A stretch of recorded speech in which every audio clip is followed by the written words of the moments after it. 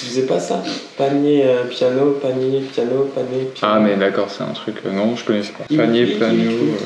Une émission à 1h jusqu'à présent inhabituelle à la télévision, eh bien... Après Nolan, on s'attaque à un autre monument qui a su ravir les fans du genre de l'horreur. Nous nommons Sam Raimi. Le concept ne change pas, on va toujours prendre son film le moins bien noté, le mieux noté, le dernier et le premier, et on va essayer de disséquer ça tranquillement en remettant l'ensemble de ses œuvres dans l'analyse, ce qu'on n'a pas trop fait sur Nolan, on s'excuse pour ça, mais on s'améliore, on progresse avec le temps. Messieurs, il est temps de se mettre à la tâche et de commencer notre dur labeur avec le premier film de Sam Raimi, qui est légendaire, on peut le dire, et qui a accouché d'une trilogie non moins connue, j'ai nommé Evil Dead. Allez Max, on t'écoute pour le petit résumé en bref, qui va être très court. Alors Evil Dead, c'est quoi? C'est un film avec un scénario plutôt simple. C'est des jeunes qui partent dans une cabane dans une montagne et il va se passer des choses assez étranges autour de cette cabane. Ça va partir dans l'horreur bien évidemment et voilà, il va se passer des choses étranges. C'est clair, c'est concis, mais en même temps, le scénario il tient sur un post-it, donc oui, ça passe. Alors je vais prendre la parole en premier. Donc Evil Dead, moi c'est une saga que j'apprécie beaucoup. J'ai malheureusement pas commencé avec le premier, j'avais commencé par le deuxième, ensuite le troisième et j'ai découvert le premier plus tard. Et je pense que c'est pour ça que je l'ai peut-être un peu moins aimé par rapport au suivant. Et c'est le gros point que je regrette un peu dans le film, alors même si c'est un monument, que tout le monde l'apprécie en tout cas dans la saga, etc. Ce que j'aime évidemment pas, c'est qu'il n'y a pas ce côté comédie horrifique, qu'au final Raimi utilise vraiment, je pense, d'une main de maître. Et donc c'est ce qui me fait un peu moins aimer le film. Bien sûr, je pense qu'il sort en 81 si je dis pas de bêtises. Il y a tout ce qui est sorti en amont, Vendredi 13, les Halloween, etc. Donc je sais pas trop s'il surfe sur le modèle, je pense que oui, mais il l'intègre bien dans son monde à lui, avec tout ce qui va être jeu de caméra, donc la shaky cam, tout ce qui va être travelling, etc. Qui va justement faire je pense que c'est les plans les plus iconiques de sa part. Après le film a quand même pas mal vieilli, je pense, genre les costumes et principalement tout ce slow motion en pâte à modeler. Stop motion, pardon, en pâte à modeler. C'est sympa, mais ça a quand même pas très bien vieilli, contrairement aux 2 ou 3. Vu que c'est agrémenté dans un film qui est comédie horrifique, ça me dérange moins vu qu'au final on sait que c'est, je sais pas, il y a une légèreté en fait qui se place dans le film et donc on fait moins attention justement à tout ce qui va être effet visuel, contrairement à un film qui se prend plus ou moins au sérieux comme le 1. Dans la filmographie de Raimi, honnêtement, commencer avec ce film-là, alors il avait fait des courts-métrages avant qui sont tout aussi bien, mais là il passe quand même encore une étape, on est sur 350 000 dollars de budget, donc je pense que pour un premier film c'est littéralement honnête, surtout à cette époque-là. On voit qu'il est talentueux quand même, il sait quoi faire avec la caméra, il y a quand même, la direction de l'acteur c'est un peu à remettre en cause je pense aussi, mais on peut pas lui reprocher non plus. Comme vous disiez au début, le scénario est un peu faible, il y a plein de fois où on comprend pas trop pourquoi les mecs restent dans la baraque, etc. On sait très bien que ça va mal se passer, et c'est pour ça que le côté sérieux est un peu problématique, mais au-delà de ça, non, c'est un bon premier film. Évidemment il y a des choses à perfectionner et on verra plus tard est-ce qu'il l'a fait ou non. Je suis d'accord avec pas mal de remarques que tu as dit. Surtout dans le fait que le premier il est sérieux, il avait pour projet de faire un film d'horreur, donc tu vois déjà je trouve qu'il essaye d'utiliser le slapstick ou quoi pour donner des effets comico-tragiques ou comico-horrifiques, et effectivement c'est ça aussi qui me sort un peu du film, j'ai l'impression qu'il se prend au sérieux et que du coup avec les moyens de l'époque et qu'il a à disposition, effectivement des fois les effets ils rendent pas forcément très bien, surtout après toutes ces années. Par contre, là où je te rejoins à 100%, c'est que tu vois déjà tous ces tropes de réalisation qu'il va réutiliser plus tard et améliorer. Et franchement, je me suis dit que si tu le remets dans le contexte, tu vois ça à l'époque. Alors même que tu sois adolescent ou adulte, je pense qu'il y a des effets que tu n'as jamais vus. Donc tu te prends une claque et c'est pour ça que le film il a bien marché et qu'il est devenu connu. Donc de ce côté-là, je suis 100% d'accord. Il y a, mine de rien, la scène aussi qui fait débat depuis, je crois qu'elle a été un peu reniée par Sam Raimi lui-même, c'est le viol par les arbres, littéralement. Mais voilà, c'est pas trash, c'est pas le mot. ça fait débat, mais à l'époque, il fallait y penser, mine de rien, et c'était assez inhabituel, insolite. Donc je pense aussi que c'est ça qui a contribué à marquer les spectateurs. Et une chose que j'ai bien aimé au niveau des personnages, c'est que les films d'horreur de l'époque, ils sont devenus très connus pour leurs méchants, genre leurs figures, par exemple Freddy, Jason et tout. Et là, c'est le premier où au final, c'est le héros qui est devenu culte, Ash, parce que de par sa personnalité assez simple, où tu vois que c'est pas forcément le gars le plus intelligent ou quoi, mais qui aussi il est drôle parce que il lui arrive beaucoup de problèmes, même toujours on revient au slapstick, il s'en prend plein la gueule littéralement. Donc il a une certaine candeur qui fait que tu t'accroches au personnage. Et après le style Rémi, il prend pour moi tout son importance et sa qualité dans le 2, hein, comme toi, je suis fan, j'aime beaucoup le 2, le 1 un petit peu moins. Par exemple, moi aussi, ce que j'apprécie dans le film que j'ai pas mentionné, que tu l'as vite fait mentionner aussi, c'est aussi toute la mythologie qu'il va mettre en place. Et alors, dans le 1, il prend pas encore parti avec Lovecraft, on comprend un peu avec le bouquin, etc., que ça va être le Necronomicon. Mais ensuite, il rentre complètement dedans. Et c'est vrai qu'on n'avait pas eu trop ça dans une saga horrifique, que ce soit Vendredi 13, etc., que justement des œuvres un peu de Lovecraft ou des outils dans les œuvres de Lovecraft soient mis en avant, et je trouvais ça vachement cool. Et il mêle un peu tout ça, huis clos, etc., et tout fonctionne bien. Ouais, clairement. Après, moi qui aime Lovecraft en plus, clairement ça me parle, vu que ça me fait penser à 2 nouvelles qu'il avait écrites, celui qui hante les ténèbres ou qui chuchote dans les ténèbres et une autre. Bref. Mais ouais, très cool. Non, parce que moi, du coup, le film, en fait, je l'ai regardé sans avoir vu le 2, le 3. Du coup, en fait, j'ai juste pris un seul film, donc je ne peux pas juger, en fait, la trilogie, tu vois. Je peux seulement juger, en fait, le premier film. Et qu'au final, alors, l'horreur, c'est pas du tout mon style au cinéma, quoi. Moi, je suis plus science-fiction, voilà, tu vois. Et au final, je l'ai quand même plutôt bien apprécié. Surtout pour tout ce qui est jeu de caméra. Et même le fait d'être, en fait, par plusieurs fois dans le film, c'est toi qui es le méchant en fait. C'est filmé en fait avec la caméra et t'as l'impression que c'est toi qui vas aller faire du mal et tout. Et ça, j'ai trouvé que c'était très prenant parce que du coup, ça te met vraiment, t'as l'impression de jouer un rôle dans le film. Alors après, bon, pour le scénario, on reviendra pas dessus quoi. Je veux dire, jamais de la vie déjà de base. Tu vas à 5 dans une forêt et tu vois la porte. Moi, je fais demi-tour, cache, tu vois. Donc là-dessus, bon, c'est. Et puis bon, rien qu'au premier truc, la meuf, elle écrit un truc sur son livre, elle est un peu comme possédée. À aucun moment, elle va en parler aux autres. Et justement, alors moi, dans le visionnage, je l'ai maté avec Max, donc il en parlera sûrement après. Mais on se posait la question qu'à ce moment-là, c'était beaucoup, tu sais, les personnes qui sont très, les jeunes, tu sais, un peu niais, naïfs, qui vont dans une baraque et qui y pensent. Mais est-ce que nous, tu penses que c'est vis-à-vis de tous les films qui sont sortis, donc on est un peu méta, on comprend ce qui va se passer et qu'on ferait pas, mais est-ce qu'à ce moment-là tu penses qu'ils étaient aussi bêtes ou ça passait en mode on pourrait faire ça? Non, je suis d'accord avec Romain. Je pense qu'ils sont... tu vois ce genre de maison avec une cave et tout, que tu sois au XVIIe siècle ou au XXI, pour moi, 21e, pour moi, t'as la même réflexion, c'est on va peut-être à l'autre part. Surtout, on a remarqué que la cave est bien plus grande que la maison. Oui. Donc, tu te poses beaucoup de questions là-dessus. C'est vrai que à un moment donné, il l'appelle, t'as l'impression que genre la cave, elle fait 600 mètres carrés, il est à l'autre bout, il descend, il prend à gauche et il tombe dessus. Quoi. C'est un penthouse le truc. Pas beaucoup plus de choses à dire sur ce film que j'ai quand même globalement apprécié, que quand je l'ai vu, j'ai essayé aussi de le remettre dans son contexte parce que forcément 40 ans plus tard, c'est compliqué avec les effets visuels qu'il y a maintenant de se replonger dans des vieux films comme ça. Maxou? Un peu pareil que Romain, les films d'horreur, c'est pas vraiment ce qui me plaît le plus au cinéma. J'ai pas non plus vu le 2 et le 3, donc j'ai commencé avec celui-là, et c'était la première fois que je le voyais.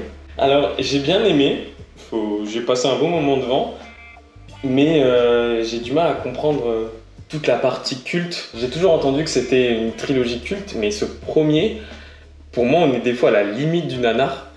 Tu parlais du viol tout à l'heure, c'est un délire complet cette partie. J'étais dedans, je me suis dit, mais what the fuck?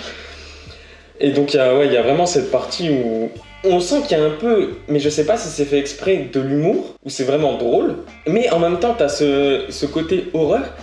Et ça donne une sensation vraiment bizarre quand tu regardes le film. J'ai l'impression qu'on part vraiment des fois limite dans la série B quoi. Mais après tu peux faire des trucs de série B qui sont bien. Après, visiblement, de ce qu'ils disent dans le 2 et dans le 3, il y avait plus d'humour. C'était plus de ouais. l'horreur. C'est carrément assumé, ouais. Ouais, de l'humour horrifique, tu vois. Et peut-être qu'en fait, dans ce premier, il se cherche un peu quand même. Il essaye d'apporter sa première touche. Donc là, c'est peut-être plus les travelling, la caméra, jeu de caméra et tout. Et c'est peut-être par la suite, en fait, qu'il va se dire, bah, essayons de pousser le bouchon un peu plus loin. Et c'est justement ça qui a fait que la série devienne culte, tu vois.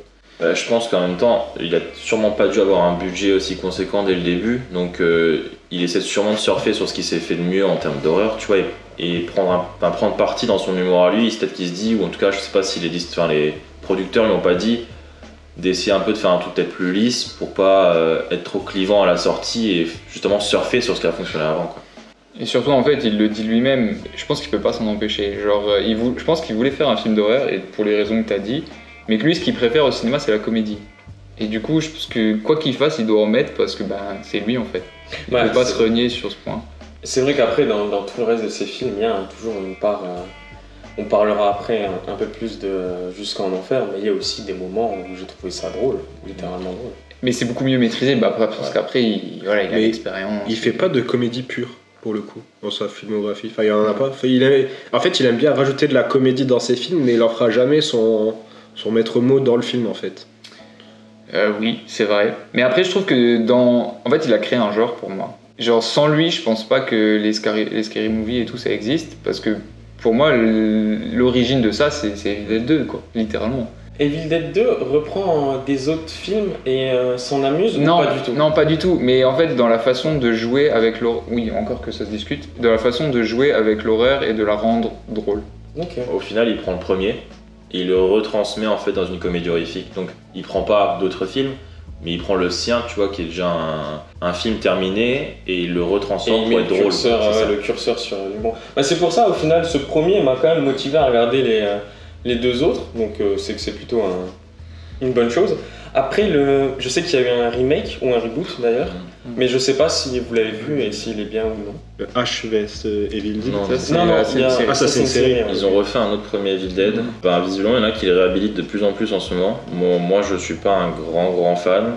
Après, peut-être que vu qu'on connaît, ou peut-être que dans quelques années, ça va se remettre en avant. Je sais pas trop. Après, je trouve, comme on l'a très bien expliqué, autant ça avait du sens de faire ça dans les années 80, autant maintenant, je trouve ça n'en a absolument pas. Et juste, c'est remasterisé ou ils ont refait la même histoire en modifiant ou... Okay. Seconde option. Ok. Après, t'enlèves un peu du coup le côté kitsch, le côté un peu années 80, on va dire, dans le truc. Et je pense que c'est ça qui fait surtout marcher le film, quoi. Parce que du coup, il arrive... Si tu refais le même film avec les techniques de maintenant et tout, je dirais que t'as un film banal de film d'horreur en fait. Exactement. Tout simplement, tu vois. Je suis 100% d'accord. En fait, c'est ce côté un peu insouciant comme tu disais, au final des années d'avant, et tout ce un peu kitsch des costumes, tu vois, qui fait, je trouve, la sympathie aussi au film actuellement. Maintenant, il n'y a pas trop d'intérêt, quoi. De rien aussi au niveau du scénar, ce que j'avais bien aimé, le côté Lovecraft, 100%, et aussi il utilise le même mécanisme que dans Alien, où genre au final c'est un personnage secondaire qui va devenir le personnage principal, parce qu'au début Ash, pas forcément celui qui est le plus mis en avant dans le groupe, et au fur et à mesure du long métrage, il reste plus que lui, littéralement, donc c'est lui qui va devenir la figure de proue de celui-là et de la série. C'est vrai ce que tu dis, parce que c'est vrai qu'au début on pense que c'est Scott, t'as l'impression que ça va être lui, c'est un peu le bout en train, le mec qui rigole et tout, et t'as l'impression que ça peut être lui qui va peut-être t'aider à la fin, et au final pas du tout, il est flingué, quoi. Moi j'ai pas trouvé forcément, parce que pour moi c'est le personnage cliché du mec débile qui va être le premier à mourir, parce que pour lui il n'y a jamais aucun problème. Il descend, il y a déjà la trappe qui s'ouvre. Lui, pas de problème, je fonce sans aucun souci. C'est un animal. C'est un animal, ouais, c'est un animal. Enfin, je trouve que c'est vraiment un teubé, littéralement, comme t'as dans pratiquement tous les films.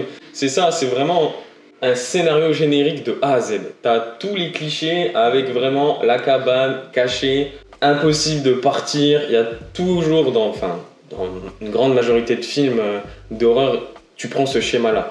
Après, je suis pas sûr que ça soit le premier, mais c'est en tout cas très loin d'être le dernier d'utiliser ce schéma. Tu vois, justement, le schéma là, je trouve qu'il est beaucoup plus lisible. A contrario, tu vois, il y a le Vendredi 13 qui sort juste avant, et lui, par contre, le premier, je trouve que c'est quand même compliqué de comprendre qui va rester jusqu'à la fin, parce que les persos, ils sont pas quasiment tous sur un pied d'égalité, et il y en a certains qui meurent alors que tu penses que ça va être les protagonistes principaux, et tu termines avec une personne qui a rien à voir, que tu as suivi un peu avant, mais qui est pas pour autant débile ou quoi que ce soit. Donc lui, je trouve qu'il travaille beaucoup mieux ses personnages, contrairement à là, Rémi, tu vois, c'est vraiment cliché. Enfin, lui, le gars, le Scott, là, honnêtement, moitié du film, tu comprends que pas beaucoup de neurones et qu'il va vite déjanter et qu'il va vite mourir, tu vois, ce qui était logique. Par contre, il y a un truc que j'ai plutôt bien aimé, c'est qu'on rentre très rapidement dans le vif du sujet. Il n'y a pas vraiment par exemple, de triangle amoureux ou de ce genre de choses qui peut être un peu chiant pour justement donner un peu de, de consistance au voilà. personnage. Là, non, c'est direct. Ils sont dans la maison, on arrive, c'est le soir et ça commence. Et ça, j'ai plutôt bien aimé. Je suis d'accord. Parce que maintenant, déjà, des films de moins de 2 heures, c'est compliqué à trouver. Là, je crois qu'il y a à peu près 1h30, 1h40. Et 1h25. 1h25 Ouais. Ça marche très bien et c'est bien comme ça. Ok, on en a fini avec Evil Dead, je pense. Et donc, avant de passer à son film suivant, qui est aussi le moins bien noté, eh bien, Sam Raimi, lui, il a fait du chemin. Donc, il y a aussi des années qui passent, parce que donc, de 1980, on déboule tout de suite à 2004 2007. 2007, ok, j'étais un peu perdu. Mais ça, c'est parce que 2004, il y a le 2 qui est mon préféré. Mais entre-temps, donc lui, il est devenu une référence dans le monde du cinéma, avec la suite de Evil Dead, avec Mort ou Vif. Mais surtout, on lui confie un projet où il finit par être le dernier sur la liste, c'est le Spider-Man, qui est l'adaptation du héros de Marvel très connu au début des années 2000. Et c'est lui qui va faire donc, les 2 premiers volets. Le premier marche carrément bien. Le deuxième, c'est pour moi un chef-d'œuvre. Mais le troisième, celui-là, il fait plus débat. Et c'est pour cette raison qu'il a la moins bonne note sur Metacritic. Donc je vous propose qu'on s'y attelle et qu'on le découpe ou qu'on le réhabilite suivant les avis. Donc la petite histoire en 3 mots pour expliquer le film. Cette fois-ci, c'est Romain qui s'en charge. On a la suite du 2. On a Spider-Man. Il y a tout qui lui est réussi. Les gens l'adorent. Visiblement, Peter Parker s'adore aussi en Spider-Man dans celui-là. Et au même moment, il a son histoire d'amour avec MJ. Et pour MJ, c'est un peu plus compliqué, on va dire. Et donc, on part un peu sur une histoire qui lie un peu les deux. Trouver la place de Peter Parker, trouver la place de Spider-Man. Et alors, le début des péripéties arrive avec, en fait, James Franco, Harry Osborn. Voilà, donc il veut en fait venger son père, qui prend pas de détour quoi, qui monte sur l'overboard de son père et qui va défier Spider-Man. Bon, il se fait littéralement détruire et il en oublie la mémoire. Et donc là, on va arriver sur un triangle amoureux, donc qui est un peu dur, on va dire, dans ce film. Et au même moment, on a l'autre méchant qui se développe, c'est l'homme de sable. Donc lui, son histoire, donc là pour le coup c'est pas mal parce que ça reprend un peu une histoire du 1, donc ça essaye quand même de lier les 3, parce qu'à savoir que l'homme des sables, c'est celui qui a tué le grand-père de Peter Parker dans le premier, et donc il va y avoir des histoires avec lui, plus encore Venom qui va se rajouter par la suite, et puis voilà. C'est pas le grand-père, c'est l'oncle. Ah merde, putain, c'est drôle. T'as dit quoi? Parce que c'est pas son grand-père, c'est l'oncle. Mais c'est pareil, c'est la figure paternelle. Quand on a fait écouter Dunkerque, je dis que les Anglais ils ramènent les Allemands à la maison. Bonjour. Ouais, mais tu pourras me corriger au pire. Oui, c'est pas grave. Alors, qui veut sortir la machette en premier? Moi, c'est ou pas. Si, moi, c'est une machette quand même. Alors moi, Spider-Man 3, je pense que ça a jamais été mon film préféré. Encore moins maintenant. Je trouve qu'il n'y a pas grand chose qui va. Il y a juste un point, alors complètement à l'ouest, mais je savais pas que Kevin Feige était déjà dans le bateau Marvel à ce moment-là. En fait, il a toujours été, mais j'ai remarqué là en regardant justement le générique qu'il était là depuis le début et depuis même X-Men 1. Donc le gars, il a quand même. Marvel, c'est ce que c'est, mais il est quand même dans le projet depuis très très longtemps. Donc j'étais assez impressionné de voir ça. Pas avec le même rôle. Non, du tout, mais il était toujours en production, etc. Donc lui, il n'avait pas encore, je pense, le rôle de directeur un peu des univers, etc. Mais il était là. Pour le film, par où commencer? Je trouve que, alors autant on peut dire que que Tobey Maguire était un des meilleurs Peter Parker qu'on ait pu avoir, probablement. Mais alors par contre, dans le 3, je trouve qu'il fait des choix, je trouve que Alors c'est peut-être lié au scénario, mais en tout cas ça me sort complètement. On dirait plus que c'est le petit intéo du Queen. C'est comme disait Romain, ok, il a peut-être un peu la grosse tête, mais il a la grosse tête en tant que Spider-Man. À contrario, pour moi, il y a toujours ce délire un peu de persécuter à l'école, etc. Enfin, en tout cas, il y a plus cette problématique de je suis un super-héros, mais je reste un enfant un peu lambda et banal qui faisait justement un peu dans les comics qu'on pouvait se représenter vis-à-vis de lui. Donc ça, on le perd. Bon, après, je suis pas un très grand fan de Kristen Dunst, donc bon, bah là, déjà dans le 1 et 2, j'étais pas très fan. Ah, dans le 3, qu'elle soit là ou pas, pour moi, ça change pas grand chose, mis à part le triangle amoureux, mais comme on disait plus tôt dans le podcast, c'était ça qui était sympa dans Evil Dead, et là, on l'a en plein dedans dans Spider-Man, c'est qu'on l'a vraiment, le triangle amoureux. Je pense que ça aurait été un plus intéressant s'il y avait que le bouffon vert, le nouveau, sauf que là, il nous met Flint Marko, il nous met le symbiote. Il y a 3 histoires à suivre avec les méchants plus un triangle amoureux. Enfin, c'est un bordel sans nom, un sac de nœuds. Et pareil, Flint Marko, comme tu le dis dans le résumé. Alors moi, tu vois, bizarrement, pour moi, ils auraient juste pu retirer le délire avec le grand-père. Parce que justement, c'est ce qui fait toute la ligne de conduite de Spider-Man, c'est qu'il tue justement ce premier méchant dans le 1. Et il se dit typiquement qu'il faut pas que... Enfin, Spider-Man, c'est pas une personne qui va tuer, ce qui fait que ça devient un vrai héros. Moi, honnêtement, tu mets juste Flint Marko qui est un prisonnier qui part parce qu'il veut sauver sa fille, etc. Tu vois, le personnage a déjà un background. Je trouve que ça lui suffit littéralement et qu'ensuite il se transforme en homme des sables. Et bien évidemment, c'est en la loi de base. Il pouvait se rencontrer Spider-Man, pas besoin de le mêler avec la mort de l'oncle Ben, etc. Moi, c'était trop. Bon, bah, les CGI sont pas fous, le scénario, au final, vu tous les personnages qu'on a, c'est blindé. Et je pense que c'est à peu près tout ce que je pourrais dire. On retrouve un peu de la patte de Sam Raimi, mais je sais pas si c'est limite la parodie de sa parodie, quoi. Oh, t'es dur. Je te trouve dur. Par rapport aux 2 anciens, enfin en même temps, après ça je pense qu'on en aura peut-être plus si on parle généralement, mais je trouve qu'en fait tout simplement Sam Raimi, ses films sont fous quand ses méchants sont réussis. Et on le voit en fait typiquement dans Spider-Man, le 2 avec Octopus, c'est incroyable, bah évidemment c'est le meilleur je pense. Le bouffon vert est très long, c'est le 2e. Et alors là il nous fait un mélange de méchants qui sortent de tous les recoins, bah c'est le moins bon. Donc je me demande si c'est pas quand même mieux quand ces antagonistes sont bien écrits, ça fait des bons films. Et quand il n'arrive pas à les faire, ben ça fait de la merde. Ouais, bah ça c'est valable pour tous les films et tous les réals. De toute façon, ton méchant c'est important. Déjà, je sais pas si c'est la prod ou pas qui l'a obligé, parce que ça on sait pas. Alors, la prod, visiblement, je crois qu'ils lui ont demandé de rajouter Venom à l'écran. Parce qu'à la base, il était censé y avoir seulement que Flint Marko. Ça devait être le seul méchant et il devait y avoir un combat un peu uniquement contre lui, un peu plus badass quoi. Et au final, visiblement, ils ont voulu lui rajouter Venom, à l'intégrer dans l'univers. Enfin, tu vois que le personnage de Venom, il est totalement raté, il est mal écrit.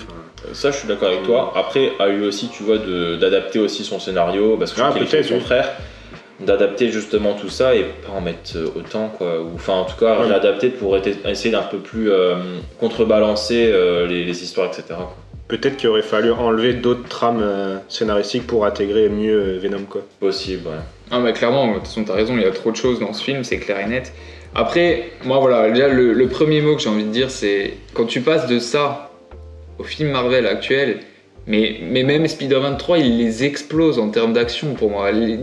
C'est 10 fois mieux filmé, je ressens 10 fois mieux l'impact des coups. Enfin, de toute façon, tu prends son dernier film qui est Doctor Strange, et celui-là, pour moi, au niveau des faits marquants en termes de combat, il éclate, mais dans tous les sens. Alors même qu'il a des méchants qui sont pourri, mais bon, parce que en gros dans les comics il y a un délire avec le bouffon vert, parce que le méchant iconique, et ils vont le décliner genre en 15 000 exemplaires où tu as le super bouffon, le bouffon orange et tout, bon, pas orange mais c'est un autre nom, et ça du coup j'aime pas parce que je trouve qu'il fait pitié un peu Harry Osborn en bouffon. Vas-y. Mais pour rebondir sur ce que tu dis, après je suis d'accord sur sur le principe que le film est peut-être mieux que Marvel.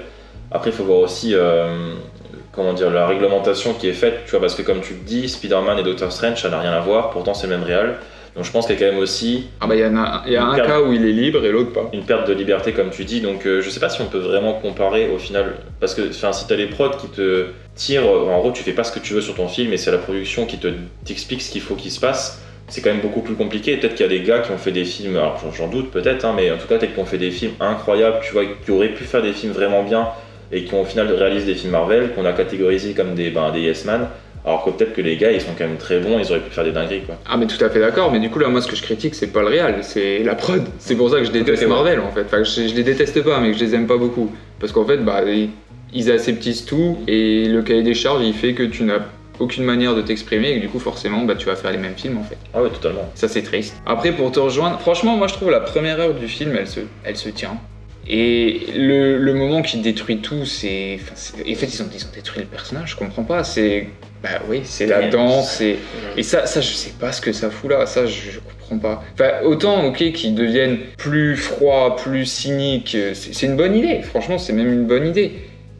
Mais ça je comprends pas. Là c'est trop. Ça, là ils ont violé, comme dans South Park, genre quand ils violent, quand George Lucas il viole Indiana Jones avec Spielberg, là pour moi c'est pareil, là je sais pas si c'est Kevin Feige ou c'est Sam Raimi, mais ils sont en train d'enculer Spider-Man littéralement, et ça me sort vraiment du film, c'était mort. Tu vois, ça aurait été cool, moi je partage complètement ça, où au final le méchant, Homme Sable, bon c'est pas le meilleur, mais ça pourrait faire l'affaire, et qu'ils introduisent le symbiote, mais pas Venom, tu vois qu'en gros le symbiote il soit obligé de l'utiliser pour niquer l'Homme des Sables, et qu'à la fin, t'aies un Spider-Man un peu plus cynique, méchant, qui découle sur un autre film, potentiellement le 4 qu'aurait pu réaliser Sam Raimi, où là, Venom aurait pu être un protagoniste principal. Ça se serait mieux goupillé, parce que ouais, là c'est chaud. Là, il y a trop de choses. Après, peut-être que pour rebondir, c'est juste des suppositions, mais peut-être que Sony avait déjà l'idée de faire un film Venom, et il voulait vraiment que le personnage soit intégré, et qu'il n'ait pas eu le choix, tu vois. Sûrement qu'il y avait un... C'est possible, mais... la qualité de celui-là, elle en prend un coup, c'est clair et net. Après, c'est intéressant ce que tu as dit sur le traitement de Parker et de Spider-Man au début. Parce que c'est vrai, du coup, ça m'a fait réfléchir. Parce que dans sa vie d'étudiant, on voit qu'il se fait toujours un peu lyncher. Par les autres. Alors que c'est vrai autant au lycée, je veux bien, mais à la fac, c'est quand même normalement moins le cas. En plus, t'as le Spider-Sense, c'est un moment. Esquiver quand même un petit peu quoi. Déjà, mais en plus il est dans des études de physique quantique et tout. Normalement les gars c'est pas des teubés quoi. Genre faut pas le faire chier, il envoyer des boulettes. Et à côté de ça, en tant que Spider-Man, il est ultra célèbre et apprécié comme vous avez dit.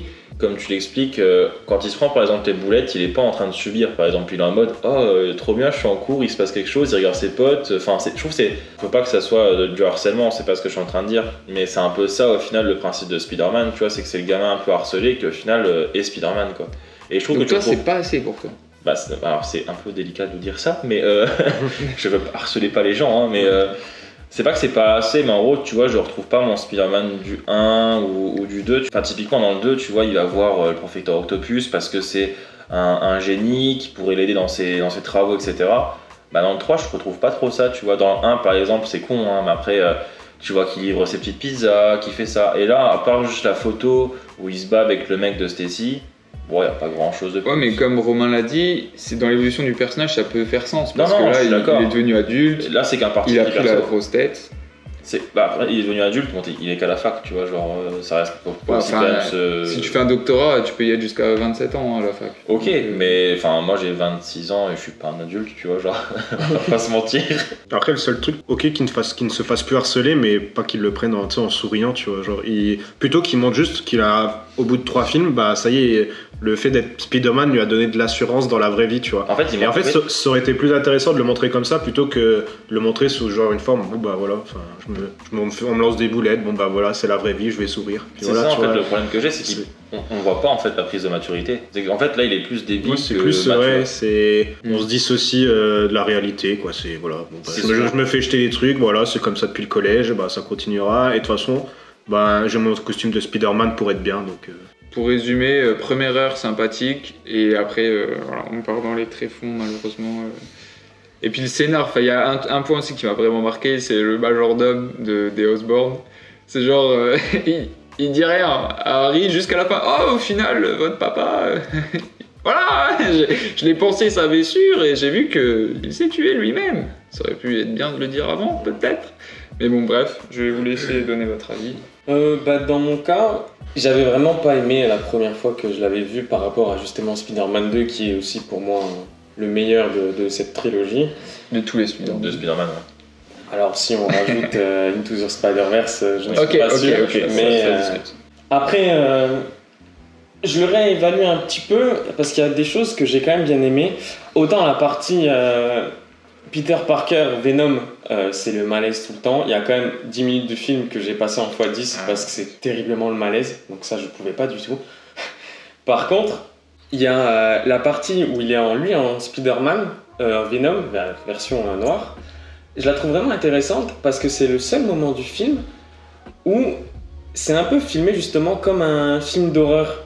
Où c'est lui qui est toujours derrière par exemple, l'homme sable, c'est lui qui le course. Et il y a toujours cette façon de, ok, c'est moi qui te surprends. Et à chaque fois qu'il est en Spider-Man noir, c'est ce qui se passe. Donc au niveau de la réal, j'ai trouvé ça vachement intéressant que ça, à ce moment-là, ça soit justement lui qui soit le méchant et pas l'inverse. Pareil avec quand il va voir Harry, c'est lui qui se retrouve derrière, c'est lui qui a justement cette action de, comme les films d'horreur, d'avoir quelqu'un derrière toi avec un couteau. Enfin, il y a toujours ce truc-là, donc j'ai trouvé ça vachement intéressant. À côté de ça, il y a des choses où j'ai vraiment du mal à comprendre. Je comprends que t'as un ego parce que t'es Spider-Man, mais le coup d'embrasser Gwen Stacy et tout ça, j'ai trouvé ça un peu ridicule et honnêtement, tu sais que t'as une meuf, t'as fait exactement le même. Enfin, genre, puis elle est là. Ouais, voilà. À part te mettre une balle dans le pied, ça ne sert à rien. Alors moi j'ai eu un débat là-dessus quand même. Je me suis dit, il est plus Peter Parker, il est Spidey. T'es dans le personnage, tu vois. Vivant, tu te déguises. Bah, c'est ce que j'ai dit, j'espère être super-héros, tu vois. Et c'est pour la foule, tu vois, c'est pour... Tu veux animer les passions, C'est ça, tu vois. Je comprends. Je vais revenir sur un autre sujet, c'est le casting. Honnêtement, le casting, je le trouve pas très bon. Que ça soit l'homme sable, Gwen Stacy ou j'ai oublié le nom du journaliste. Mary Jane. Eddie Brock. Eddie Brock. Je trouve que les trois, bah, ils sont pas bons.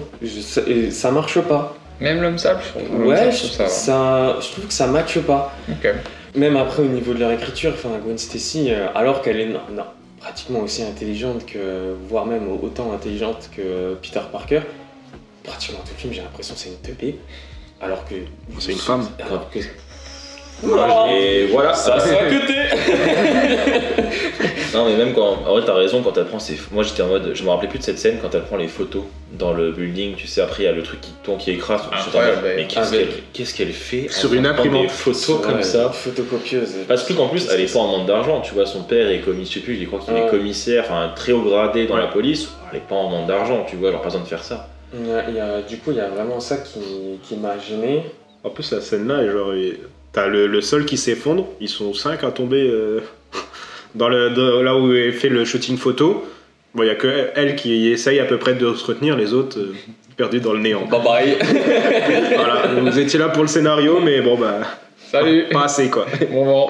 Donc même voilà le journaliste, je sais pas, je trouve qu'il a pas assez de charisme, ça marche pas. Clint, voilà, il m'a pas marqué comme autant Octopus ou Willem Dafoe. Même juste, on voit 2 secondes Willem Dafoe, ça rattrape tout ce que le journaliste fait. Donc voilà. Après, il y a, comme tu disais, les scènes d'action, même s'il y a des parties de CGI qui sont mal faites, après c'est 2007, pardon, je veux bien excuser certains trucs, mais je les trouve quand même vachement intéressantes. Ouais. La scène de, par exemple, contre Venom, avec les tubes qu'il met tout autour, je la trouve super belle. Le combat contre Harry aussi, je le trouve vraiment intéressant. Et si je dois comparer par rapport au dernier Spider-Man qui est sorti en salle en date, c'est No Way Home. Je préfère largement ces scènes de combat-là à ce qu'il y a eu dans No Way Home. Donc c'est pour ça que je le réhabilite un peu. Après, c'est clairement pas le meilleur, mais j'ai pas passé un mauvais moment. Bah, où je te rejoins par contre sur tout ce qui est costumes, etc. De toute façon, c'est là aussi le problème pour parler un peu de Marvel, on verra plus tard, mais enfin, maintenant tout est fait en CGI ou en écran vert, alors que Rémi, les costumes sont là, etc. Tu vois, donc c'est tangible, tu vois le truc, tu comprends que c'est vraiment sur le personnage, et ça de toute façon tu pourras jamais l'enlever. Après, quand je disais les CGI, c'était juste pour. Enfin, ils ont quand même vieilli, ça c'est un fait. Bien sûr. Je suis pas en train de juger les actions, etc. Et évidemment que je préfère largement ça au film Spidey de chez Marvel, mais c'était juste pour. Il faut quand même dire que ça a quand même pas mal vieilli. Et, non, mais je suis d'accord. Il y a des films qui sont sortis un peu avant qui n'ont pas pour autant vieilli plus que ça, c'était juste pour mentionner. Genre quoi? Jurassic Park. Pas le même type d'action. Tu peux pas comparer. Non, je parle pas de l'action, je parle des CGI en général. Ouais, mais En plus, difficilement déjà, en plus, comparable. c'est des CGI de. Enfin, tu parles des tout premiers, des vrais Jurassic Park, quoi. Ouais. Bah, du coup, déjà, c'est des années C'est- 90, tu vois, t'es Ah, pas mais je suis 2007. d'accord, mais je trouve quand même que Et les. l'animatronique aussi. Bah oui, ça, c'est pas pour autant que tu peux pas Enfin, faire en fait, je Pascal. comparerais pas les deux. Bah pourquoi? C'est des films. Bien sûr, mais Ça en termes de. Rajoutons un film. Tu vois, l'utilisation des CGI est différente. Et du coup, je les comparerais pas. Ça, je veux bien, France. Après, la technologie a avancé aussi entre justement quand Jurassic Park est sorti, pardon, et quand Spider-Man 3 sort. Je fais juste une relation sur les effets spéciaux en général. Pour moi, il aurait quand même pu avoir quelque chose d'un peu mieux fait. En vrai, tu regardes Octopus, bah, je trouve limite qu'il est mieux fait que tu vois que. Voilà, là, d'accord. que alors que c'est dans la même trilogie, tu vois. Donc je trouve qu'Octopus ou les scènes même avec le bouffon vert sont limite meilleures que ce qu'on a dans le 3. À discuter. Octopus, pour être d'accord, le bouffon vert du 1 pour moi, elles font plus vieilles. Bah normal, elles ont 6 ans de différence. Ouais. Ok, je vois ton Des moyens, point, tu vois. ton point de vue. Après, je suis par pas en exemple, train de dire que le film est nul à cause de ça. Non, mais bien sûr. Mais c'est vrai que en fait, j'essaye de le comparer à un autre film d'action qui date à peu près de la même époque, qui utilise des CGI. Si tu compares avec Star Wars épisode 3, Voilà, ça c'est bah, mon au comparé. final, les CGI de Star Wars Ouais. sont bien pires. Je suis d'accord. Pour le... Ah oui, Ouais. vraiment. Je suis d'accord. Il y a aussi un truc, alors ça dépend hein, aussi en quelle version tu regardes. Je trouve que si tu regardes en version Blu-ray, c'est là où tu te rends compte de beaucoup de détails. Par exemple, c'est sur Star Wars 3, je l'ai revu en Blu-ray et c'est là où je me suis rendu compte qu'il y a même des fois, autour d'Obi-Wan, tu vois le fond vert. Ouais, mais après, le souci aussi, il est là, c'est dans les remasters, etc. Souvent, après, enfin. Tu pousses trop loin le détail. Ouais, le truc, c'est que les films, C'est sont ça. ils sont ancrés dans une technologie qui était. Il y a un contexte, en fait, historique, un peu, on va dire, dans le film. Je veux bien qu'il y ait des remasters qui se fassent, tu vois, mais après.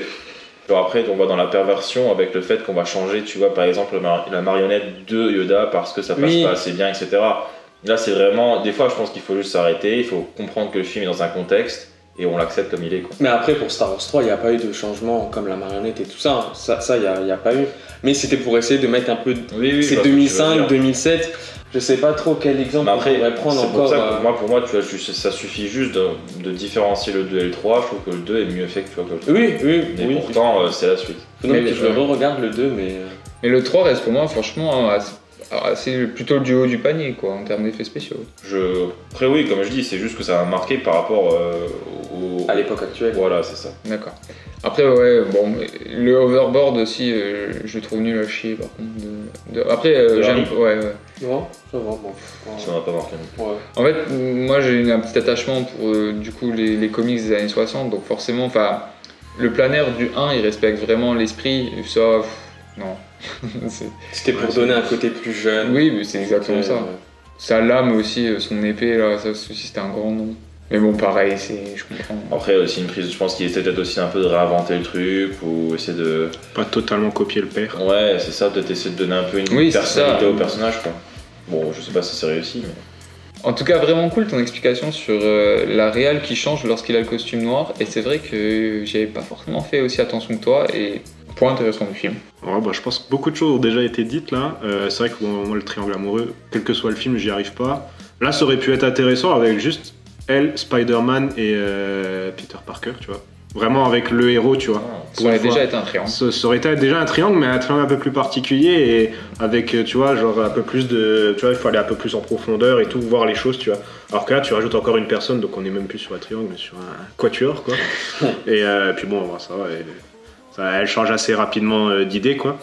Et puis en concernant la transformation de Peter, tu vois, je trouve que sa transformation, elle intervient même avant d'avoir le symbiote, ce qui est pas logique en fait, tu vois. C'est que il met le costume une fois, il se rend compte que bon, le costume est un peu, il le fait réagir un peu bizarrement, il le met juste dans la mallette, mais par contre quand il sort dans la rue, c'est, allez, on va danser le jazz et tout, c'est bon, genre, je suis devenu le roi de Manhattan, tu vois. Pour la défense du film, je crois qu'il a le costume en dessous de ses habits. Au début, non. Non, mais quand il fait le jazz, il l'a. Ouais, à ce moment-là, parce que genre il le montre même, tu vois, et il se rend compte que c'est ça, et c'est pour ça qu'il va l'enlever. Mais il y a toute une partie du film au début où en fait il a pas vraiment le costume, il n'est pas vraiment en contact avec le symbiote, et en fait sa personnalité, elle a été transformée, tu vois, bah avec le bisou avec Gwen Stacy, même après, même la suite des événements où d'un coup il a tout de suite beaucoup plus d'assurance et trucs comme ça, où il s'en fout même de Mary Jane et tout, Enfin, c'est. Changement drastique, quoi. De là, tu rajoutes la Ursula, je sais même pas ce qu'elle vient faire là, tu sais, elle lui donne des gâteaux et tout, inutile. Et t'en arrives au combat de fin, tu vois, et l'homme des sables, ouais, j'ai déjà du mal avec ce méchant, et en plus l'explication à la fin, quoi. C'est bon, genre, il est repenti, c'est bon, il s'est excusé, Spider-Man l'a comment on dit, pardonné, tu vois.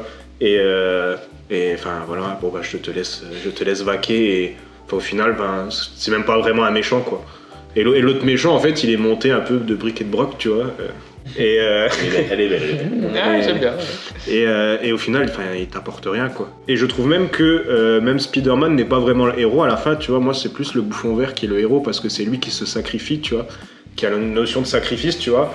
Bon, c'est Spider-Man qui résout le problème à la fin, tu vois. Mais déjà, si le bouffon vert n'arrive pas, bah Spider-Man il se fait détruire. Donc il arrive en tant qu'héros, il se sacrifie en tant qu'héros, tu vois. Et j'ai plus l'impression que c'est la fin du bouffon vert plutôt que Spider-Man qui règle la solution, tu vois. Moi j'ai quand même aimé la partie, on va dire, repentie. Moi, je suis quand même un peu d'accord avec ce que tu dis, mais j'aime le fait qu'on se dise c'est un méchant, mais dans ta fin. T'es un méchant, mais t'as quand même une part de pourquoi tu fais ça. C'est pas forcément genre ouais, je suis méchant parce que je suis méchant. Donc l'histoire, comme t'as dit avec Oncle Ben, c'est en trop. Ouais. Mais le fait de dire ouais, bah, en fait j'essaie juste de chercher de la thune pour sauver ma fille, bah ça c'est ok. Donc la partie là, je la trouve quand même cool. Ouais, mais du coup, il y a quand même toute une partie du film où il est plus dans l'idée de chercher de la thune, plus dans l'idée de détruire Spider-Man, tu vois. Bah parce qu'il se dit, Spider-Man essaye de à chaque fois m'empêcher de voler de l'argent. Donc le problème c'est Spider-Man. Donc je bats Spider-Man pour ne plus avoir ce problème. Ouais, je suis assez d'accord. Au final, c'est pour ça que l'oncle Ben, bah, il a pas trop d'intérêt parce que ne serait juste que, je trouve que c'est déjà louable. Bah, t'es pauvre, tu veux sauver ta fille qui a une grave maladie, bah, tu vas acheter de l'argent, tu vois. Ça se comprend qu'il fasse des dingueries pour réussir à faire ça. De là à nous dire que au final c'est lui qui a tué l'oncle Ben et tout, bon. Ça c'est juste pour faire augmenter la rage de ouais, Spider-Man, c'est ça. Moi là-dessus, ouais. Ouais, mais t'en arrives à pas avoir de vrais méchants, ou genre un méchant qui est là en 10 minutes, qui est enfin... Tu le voyais, de toute façon que c'était un loser, et puis... et puis même à la fin, c'est bon, quoi. Il veut retourner vers son costume parce qu'il voit qu'il n'y a que ça qui le rend à peu près bien, et puis voilà, il meurt avec. Vous voyez, on parle beaucoup des méchants, mais au final, je pense, un qui aurait été très intéressant à traiter, et il y a tout le rapport en plus amitié, etc., bah, c'est Osborn. Oui, il y a un vrai background par rapport au film précédent, etc., et on est plus en train de s'atteler à Brock ou Marco, alors que je pense que, je sais pas s'il est bien traité dans le film, mais en tout cas il y avait quelque chose à faire vraiment dans l'amitié, dans tout ce rapport de fraternité, etc. Oui, mais trop une réédite du premier. Tu vois, moi tu me remets un bouffon, je fais oh, non merci, quoi. C'est comme j'ai dit, ils ont fait l'erreur là dans les comics d'en mettre 30 versions. Tu me remets un dans le troisième film, je te fais oh, merci, le premier il date d'il y a 3 ans. À ce moment-là, mais pas du tout. Ça se discute tout à fait. Après, le seul point que j'ai aimé, c'est que du coup, le bouffon vert, il voit qu'il peut pas lutter sur le plan physique, du coup, il essaye plutôt de jouer sur le plan psychologique, tu vois. Avec Michael. Ouais, voilà, et ça, c'était plutôt pas mal fait, tu vois. Bon, hormis le fait qu'il soit avec son sourire un peu de con à la fin, tu vois, en disant ouais, c'est bon, j'ai réussi, et ça, je trouve que ça. Mais tu vois, pareil. Pas lieu, tu vois. La scène marchait déjà très bien avant qu'il arrive, et. Mais ça, typiquement, t'as pas besoin d'être le bouffon vert pour faire ça. Il pouvait juste très bien comprendre que, je sais pas, genre il comprend que c'est Spider-Man, il est pas bouffon vert, mais il sait très bien qu'il pourra jamais le battre physiquement, donc t'essaies de le jouer sur le point de vue mental. Qu'il soit bouffon vert ou pas, il aurait pu rester à Harry Osborn et le faire quand même. Ça lui faisait un peu à Lex Luthor, quoi. Ouais, un délire pareil. Ouais. Okay. Oui, ça aurait pu se faire. Tout à fait. En le regardant, tu vois, je remets quand même du crédit à Andrew Garfield, parce que au final, dans celui-là, je me rends compte que j'ai préféré Andrew Garfield dans Amazing Spider-Man 1 et 2 que ce Peter Parker fait par Tobey Maguire dans celui-là. Donc voilà, c'était juste... Bah, je suis d'accord avec toi. Ouais. Franchement, en fait, j'aime le Spider-Man 2, mais pas à cause de Tobey Maguire, quoi. C'est ça. Un peu pareil pour Evil Dead, c'est pas tant Ash qui est vraiment incroyable, je trouve que c'est méchant, la construction un peu du costume avec le faciès qui est hyper défini, le monde un peu dans lequel ils sont avec le Necronomicon et tout, c'est vraiment tout son côté... badass et antagoniste qui est hyper intéressant, et ces héros, ils sont là. Est-ce que vous pensez, les gars, que ça serait... Est-ce que pour vous c'est votre film le moins aimé dans la filmo de Raimi? Est-ce que c'est mérité qu'il soit si mal noté? Dans la trilogie Spider-Man, oui.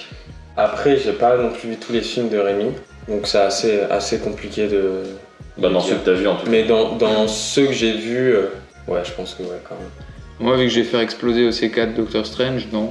Donc je pense que... Ah oui, c'est vrai que j'y ai pas pensé. Oui, il y a Doctor... Ouais, Je le ferai pas péter au C4, je vais être un peu plus soft, mais je suis d'accord que Doctor Strange est vraiment en bas. Mais t'as raison, je suis ton avis. Moi, je pense que les deux se valent, on va dire. Juste pour le petit point pognon, Spider-Man 3, 258 millions de budget, donc bon, il a quand même pris un peu de grade aussi le monsieur.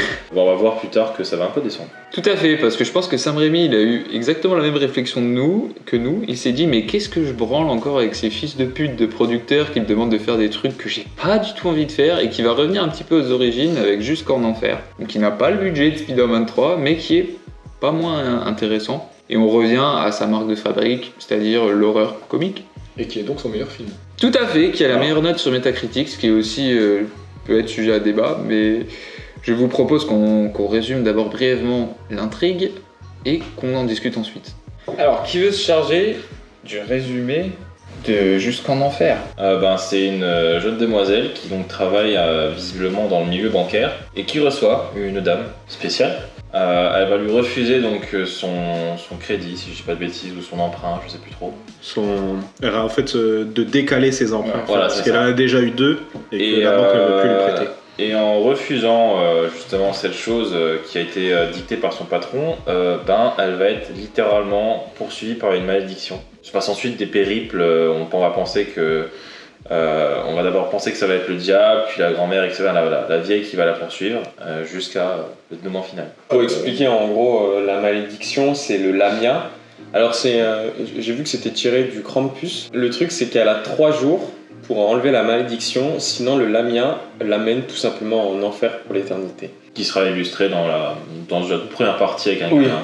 voilà. Et en fait, la mamie qui fait justement cette malédiction, elle envoûte un de ses boutons de manchette et c'est ça que le Lamia va chercher et c'est la personne qui a en sa possession le bouton de manchette qui va justement en enfer. Et alors par contre c'était aussi une chose qu'on avait remarqué, on sait pas trop, on va quand même le mentionner je pense. Alors sur les sites français visiblement ça serait une histoire vraie, sur les sites américains moins, donc je pense qu'on va peut-être plus suivre les Américains mais on sait jamais s'il y a un défaut on va dire de traduction.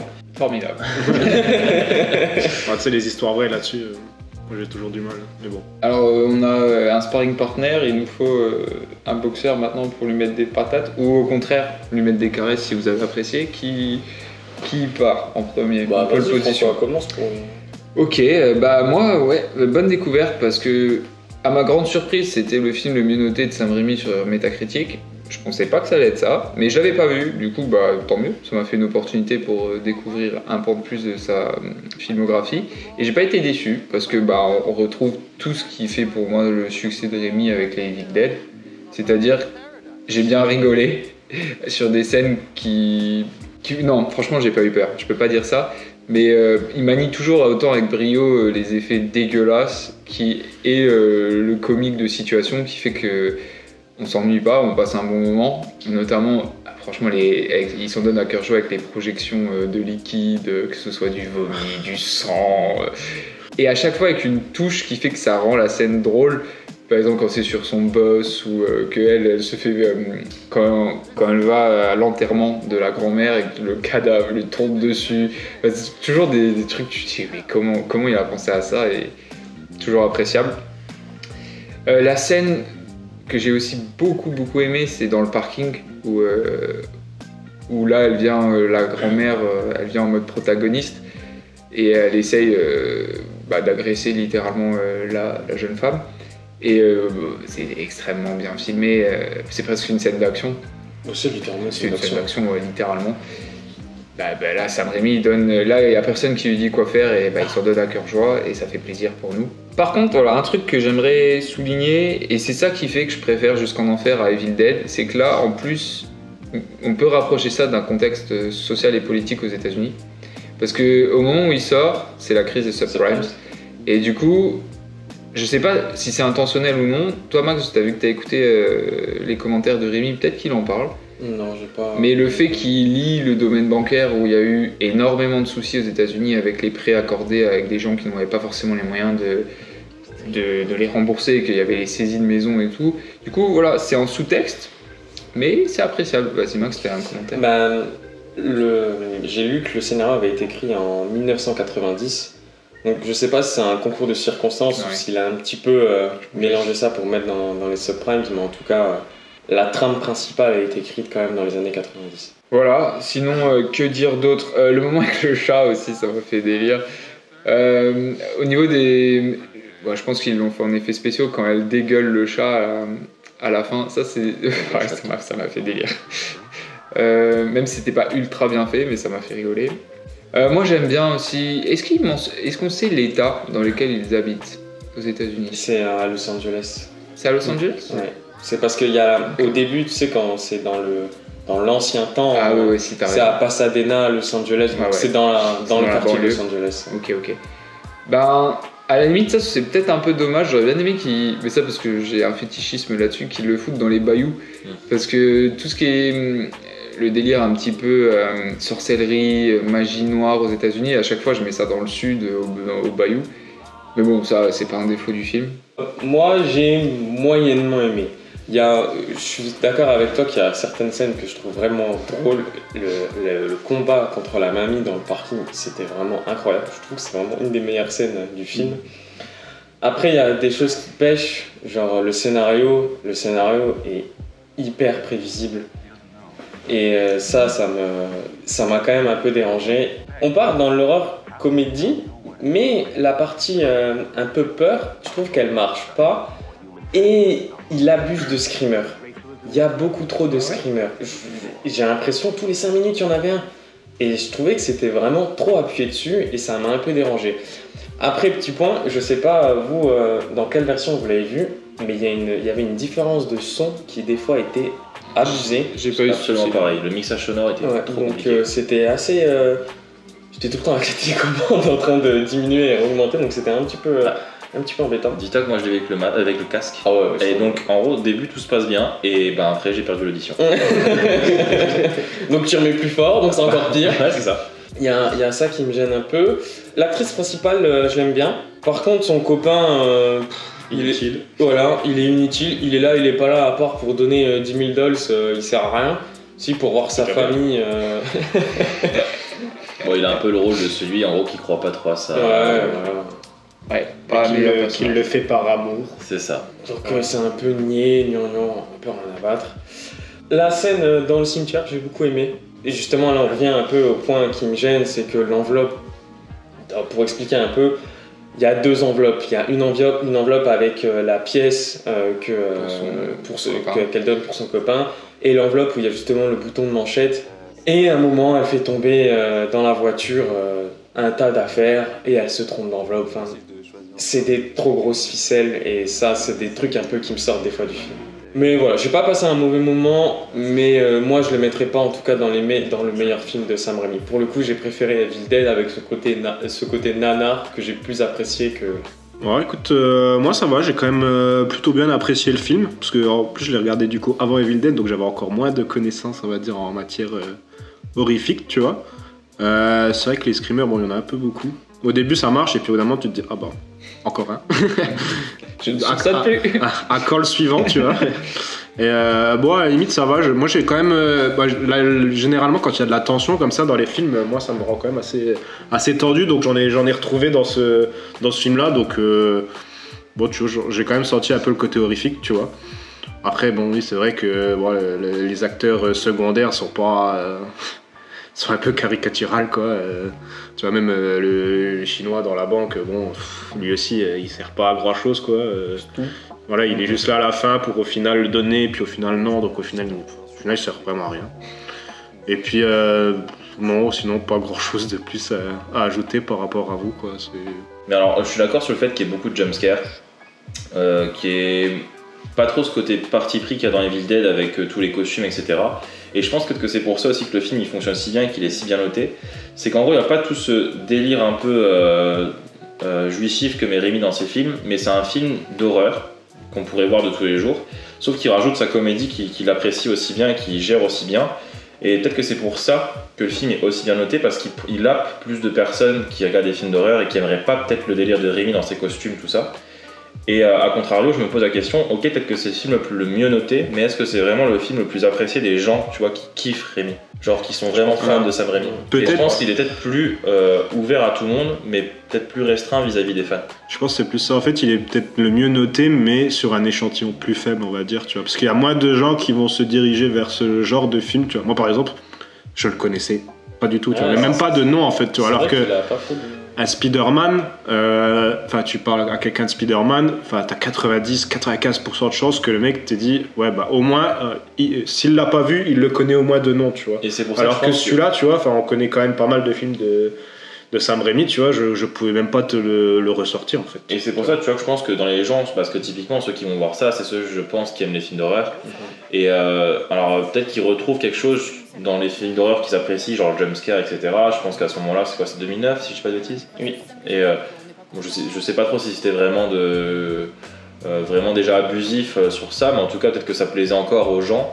Et à côté de ça, tu rajoutes le côté comédie que Rémi pouvait apporter. Je pense que ça peut toucher un peu plus de monde que juste le cinéma de Rémi qui est vraiment plus clivant et que soit t'apprécies vraiment, soit pas trop. Après, ouais, voilà, les acteurs aussi, j'ai vraiment kiffé. J'ai eu des problèmes sonores comme toi, Max. Pauvre chaton, comme disait François. Et il y a juste moi un délire que j'ai pas trop compris. Genre, il y a des moments où on a des apparitions du Behemoth, genre du diable. Et après, c'est la grand-mère qui est plus ou moins l'entité maléfique. Et au final, j'arrivais pas à comprendre qui était la personne qui suivait vraiment la meuf. Genre quand elle est dans la maison, il y a des ombres qui passent et c'est la chèvre comme ça, vous savez, genre... Le Lamia. Le Lamia peut-être. Moi je voyais plus Behemoth dans ma tête, peut-être que c'est la même chose. Et j'avais un peu du mal à comprendre genre qui était vraiment l'entité maléfique qui poursuivait. Est-ce que c'était la malédiction de la grand-mère? Est-ce qu'elle avait invoqué genre un démon qui suivait la meuf? Ouais, c'est ça. Alors pourquoi est-ce que c'est la grand-mère à un moment qui genre... Parce qu'elle se fait posséder par le Lamia. Mais t'as quand même l'impression qu'elle est possédée dès le départ, après, parce que quand elle arrive, elle crache ses tripes et tout, tu vois. Genre ça, elle est juste malade. Mais après, tu vois, genre quand elle meurt, typiquement, ouais, ça devient quelque chose d'autre qui se passerait, tu vois. Pourquoi est-ce que elle est toujours... Enfin, dans le terme de possession, pour moi, c'est quand t'es vivant que t'es possédé, pas quand t'es mort. Je trouvais ça bizarre, tu vois. Pour moi, elle a des hallucinations après. Elle a des hallucinations où elle voit la mamie. C'était juste ça. Ah, ouais, mais tu vois, typiquement, comme disait France, quand elle tombe du cercueil, elle se fait bouffer la bouche, le menton et tout. Enfin, alors à ce moment-là, comme tu disais, les ficelles sont très grosses parce que, je veux bien qu'elle ait des hallucinations, que ça soit... Tu parles de quelle scène? Avec le cercueil, quand elle tombe du cercueil. Ah, mais pour moi, la mamie à ce moment-là, elle est morte, c'est juste elle c'est ce que je dis. fait n'importe quoi. Oui, mais tu vois, là, c'est la malédiction un peu pour gros. Tu vois, là, qu'est-ce que c'est? Est-ce que c'est la malédiction? Est-ce que c'est qui fait n'importe? C'est un peu... moi, je trouve celle qui fait n'importe. C'est vrai qu'il y a quand même des moments où tu te demandes si le Lamia n'a pas besoin d'un réceptacle pour justement passer de personne en personne. Je sais pas, et au final, c'est vrai que je me suis posé la question pendant un film parce que je voyais les ombres, je vois après la chèvre le bouc qui parle, je crois qu'il lui coupe la tête si je dis pas de bêtises. Meilleure scène ça aussi avec le bouc qui la traite de sale pute, incroyable.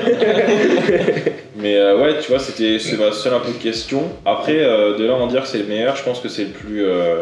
Pour rentrer, je pense, dans le cinéma d'horreur de Rémi, je pense que c'est le plus facile à atteindre. Genre, c'est vraiment le premier palier. Alors là, je vais faire un petit name dropping. Genre, il y a un film, je pense, nous on l'avait vu, qui était vachement cool et un peu dans le même délire, c'est Satanic Panic. Et je pense que c'est un peu du même registre. Alors, je sais pas si vous l'avez vu, mais regardez-le, c'est pareil. Et c'est aussi. Je trouve que ça se ressemble vachement. Pas, c'est quasiment le même. C'est aussi de la sorcellerie, des malédictions. Et ouais, c'est une bonne continuité pour ceux qui ont apprécié Jusqu'en Enfer. Avant qu'on prépare justement ce podcast, vous aviez déjà entendu parler de Jusqu'en Enfer. Alors moi je l'ai vu dans les bacs à 1€, dans les caches, etc. Mais je te mens pas que j'ai jamais vu que c'était Sam Raimi et la pochette me donnait pas trop envie. T'avais l'impression que c'était un peu une série B. Non. C'est vrai que quand j'ai vu la pochette, je me suis dit ça pareil. Ouais. A contrario par exemple de Spider-Man 3 où la couverture quand même est quand même magnifique. Tu vois. Ouais, elle est cool. Ça il faut lui laisser. Et ça m'étonne quand même parce que c'est le film juste après Spider-Man 3. Donc il a quand même un gros... une aura énorme. Et pourtant j'ai l'impression que ce film est un peu passé à la trappe. Alors bon, c'est sûr que c'est horreur, c'est pas tout à fait les films les plus... Comment dire... déjà s'il a été restricted, tu vois, des trucs comme ça, tu passes vraiment vite.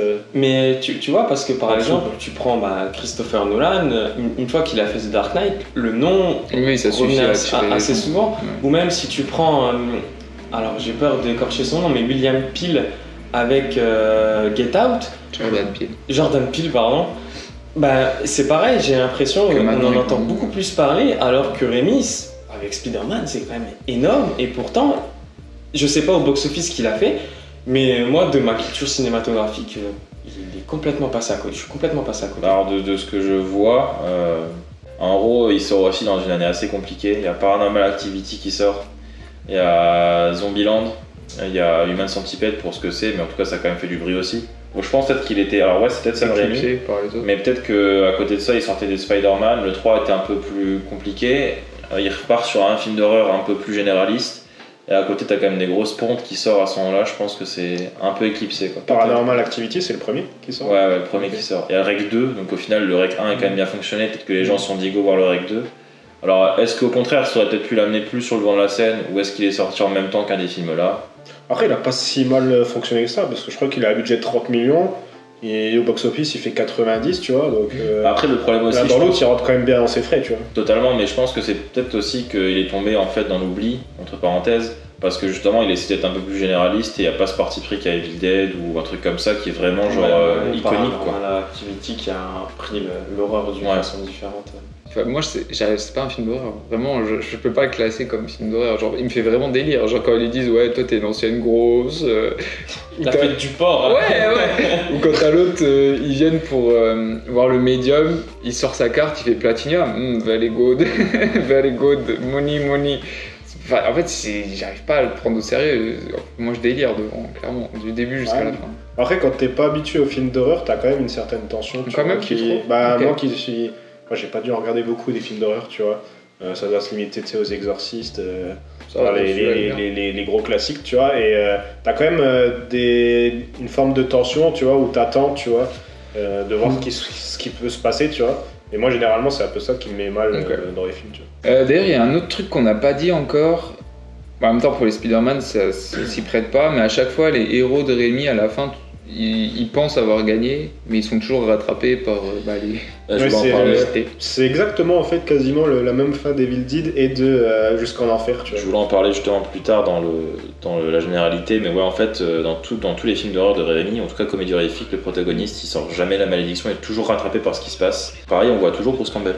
Oui, là je crois que c'est pas de non, ça c'est dans Spider-Man, je sais plus est-ce qu'il apparaît dans celui-là, mais je sais qu'on voit aussi. Je sais plus non plus quel rôle il joue. Par contre aussi, on met beaucoup de temps à trouver ces mouvements de caméra. Je trouve qu'au début on les voit pas trop, et vers la fin ça commence à apparaître. Sérieux, la première scène du film, tu vois. Oui, non mais ok, non, c'est encore, t'as juste le travelling. Avec le jeune. T'as que le travelling, t'as pas le shaking. Non, oui, mais après. Oui, non, mais je veux dire pas là. Mais le shaking est quand même. Tu sais, avec la caméra un peu incurvée, comme t'as dans Evil Dead 3, etc. Tu l'as pas trop. Tu l'as dès le début. Non. Si, je te l'assure. Ah bah, non. Rien que dès le début, il part sur un plan inversé. Ouais, et après il se remet, mais il n'y a que ça qui se passe. Et il reste débulé. Et après il part dessus et les gamins disparaissent.